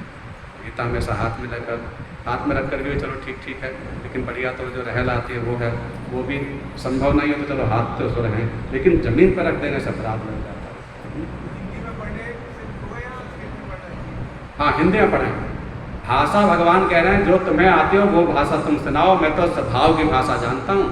संस्कृत बड़ी बात नहीं है, नहीं तो रामायण पहले संस्कृत में लिखने जा रहे थे गोस्वामी जी, लेकिन भाषा जो नहीं, भगवान भाव को ही पकड़ लेते हैं। हमारे मन को ही जब पकड़ने की सामर्थ्य रखते हैं, वो भाषा क्या करेंगे। अगर भाषा की बात होती तो फिर तो अंग्रेज़ों का उद्धार नहीं होता, फिर और लोगों का कैसे उद्धार होता, फिर तो गूंगे का उद्धार नहीं। लेकिन भगवान कह रहे हैं कि तुम्हारे मन में क्या चल रहा है उसको मैं जान लेता, मन के भाव पढ़ लेता। तो फिर तुम कोई भी भाषा बोलो, चाहे अंग्रेजी में गीता पढ़ो तब भी उतना ही फल है, जो पढ़ो। लेकिन भगवान कह रहे हैं पहले तुम खुद समझ लो कि तुम क्या बोल रहे हो। अब मुझे ही नहीं पता मैं क्या बोल रहा हूँ, भगवान से कह रहा हूँ तुम समझ जाना, मुझे पता नहीं मैं क्या बोल रहा हूँ, तुम समझो। तो वो जो है ऐसी संस्कृत से कोई लाभ नहीं। संस्कृत आए तो भाई समझ में आए तभी उसका लाभ, क्योंकि तज्जपस तदर्थ भावनम, ये सुक्ति का भी आदेश है कि हम उसका अर्थ भाव समझ करके ही पढ़ें, अर्थानुसंधान करके ही पढ़ें। हाँ, बोलो कृष्ण भगवान की। चलो तो गीत, हाँ, तो श्राद्ध कर्म में एक एक बात छोटे रूप में समझ लीजिए। श्राद्ध कर्म में आज के समय को देखते हुए हमें चाहिए कि अगर ब्राह्मण को बुलाएं तो उस ब्राह्मण को अपना साक्षात पितृ स्वरूप समझें। उस वक्त हम उसको ब्राह्मण के रूप में नहीं, उसको देखें हमारे माता जी का, तो माता जी आई हैं हमारे घर में, हमारे पिताजी आए घर में, ये भाव रखें। क्योंकि श्राद्ध की मर्यादा है कि उनके ही स्वरूप में उनको भोजन करा रहे हैं। ब्राह्मण को तो निमित्त बनाया गया है, ब्राह्मण के द्वारा हम भोजन तो उन्हीं को करा रहे हैं। तो इसलिए उस वक्त हमारा दृष्टिकोण अगर बदल गया तो हमारा श्राद्ध पूर्ण हो जाएगा। उस वक्त साक्षात हमारे पिताश्री जी आए, उनका पहले चरण प्रक्षालन इत्यादि सब तरह से उनको सागर सत्कार जैसा जितना आप कर सकते हो इतना सम्मान, फिर उनका उसी भाव से पूजन अर्चना इत्यादि और फिर प्रसादी इत्यादि ये सब करवाएं, लेकिन भाव वही रखें। रामायण के प्रसंग में, अध्यात्म रामायण में भी वाल्मीकि में भी, दोनों ही प्रसंग में आता है कि जब वनवास काल में सीता जी रसोई बना रही हैं श्राद्ध के लिए, कंदमूल ही थे लेकिन उसी को बना रही हैं, और आज दशरथ जी का श्राद्ध है, तो श्राद्ध करते समय जो ऋषि मुनियों को वहाँ पर बुलाया गया और वहाँ वो श्राद्ध के लिए जिम रहे हैं, तो सीता जी अचानक उठ करके चली गई दौड़ती हुई और चली गई वहाँ से, मतलब उनके सामने नहीं आई। भगवान बोले ऐसा तो कोई विधान है नहीं, तुम अचानक परोसते परोसते में ऐसा क्या भाव उठा कि तुम चले गए अंदर और दुखी होने लगे। जो कि श्राद्ध काल में अश्रुपात करने से अश्रु पीते हैं वो पितृ, इसलिए रोना का बहुत विधान गलत है। मृतक काल में ही रोना वर्जित है वैसे तो, अगर मृतक भी हो जाए तो वहाँ पर शास्त्र कहते हैं, गरुड़ पुराण कहते हैं केवल कपाल क्रिया के समय तो रोने का विधान है, अतो गाढ़म तो रोदितव्यम, लेकिन उसके बाद 13 दिन तक में भी रोने का विधान नहीं है। अन्यथा विवश होकर के, आसक्तिवश होकर के वो प्रत्यक्ष रूप में रहते हैं, उसके अश्रु बिंदुओं को पीते हैं। ऐसे श्राद्ध काल में अगर हमने दुख मना लिया उनको स्मरण करके तो वो फिर दोष लग जाता है, उनको अश्रु मिलते हैं, उनको जल सबसे ज़्यादा प्यास लगती है पितृ क्रिया में, इसलिए हर कार्य में सबसे ज़्यादा जलांजलि तिलांजलि का प्रयोग किया जाता है। और वहाँ हमने आंसू बहा दिए तो वो कहेंगे भाई देखो पानी तो पिलाए नहीं, आंसू ही पिला रहा है, ठीक है भैया यही से आंसू को पीना पड़ता है विवश होकर, तो रोना नहीं चाहिए। क्या करना चाहिए, बोले क्या करें ये सोचना है, क्या हो गया क्या होगा ये सब मत सोचो, रोना बस ये सोचो मैं क्या कर सकता हूँ उनके लिए, अब मेरे हाथ में क्या है कि मैं उनको कितना प्रसन्नता दे सकता हूँ, सुख दे सकता हूँ, आनंद में, परमानंद में, सुख में रहूँ। तो हम क्या करें उनके लिए, बोले उनके लिए हम जो है, हाँ तो सीता जी अंदर चली गई, तो सीता जी अंदर चले गई तो चलो भगवान राम जी ने जितना भी था भरोसा सब कुछ किया, बाद में उनसे पूछा कि तुम ऐसे क्यों गई, तो बोले मुझे प्रत्यक्ष रूप में दशरथ जी दिखाई दिए, उनके उदरस्थ में विराजमान ब्राह्मणों के अंतर्गत में वो मुझे ब्राह्मण के रूप में मुझे अपने ससुर जी का ही दर्शन हुआ। मैं दुखी इसलिए हो गई कि मेरे इस स्वरूप को देख करके उनको दुख होगा, जो चाहते ही नहीं थे मेरे स्वरूप को देखना, तो उनके सुख का भाव रख करके, अपने लिए नहीं, उनके सुख का भाव रख करके, जो प्रेम की परिभाषा है, ततो सुखम सुखत्तम, बोले उस भाव का विचार करके मैं अंदर चली गई, क्यों मुझे देख न सके और देखकर दुखी होकर के प्रसादी न पाए, इसलिए मैं अंदर चली गई। तो इसलिए प्रत्यक्ष रूप में वास्तव में पितृ कुतब काल के बेला में सब आते हैं, सूक्ष्म रूप से सब दैविक शक्तियाँ हैं, दैविक रूप से ही आएंगे, प्रत्यक्ष रूप से तो आएंगे नहीं।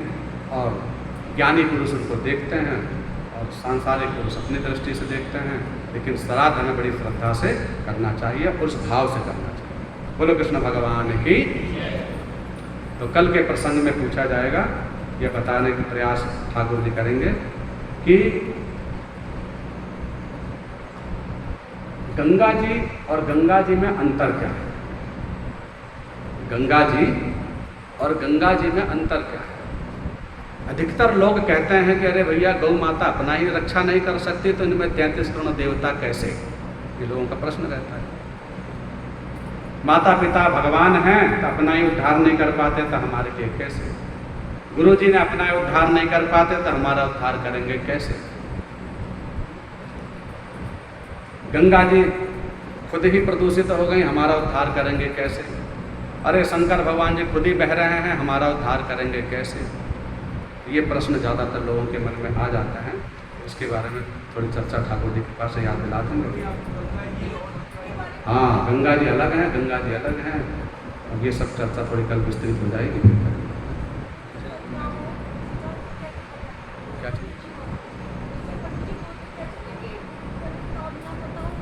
गोत्र, हाँ बहुत बढ़िया। देखो, किसी को अपना गोत्र ना पता हो, कदाचित कई लोगों को नहीं पता भी होता है, या किसी का नहीं पता होता है।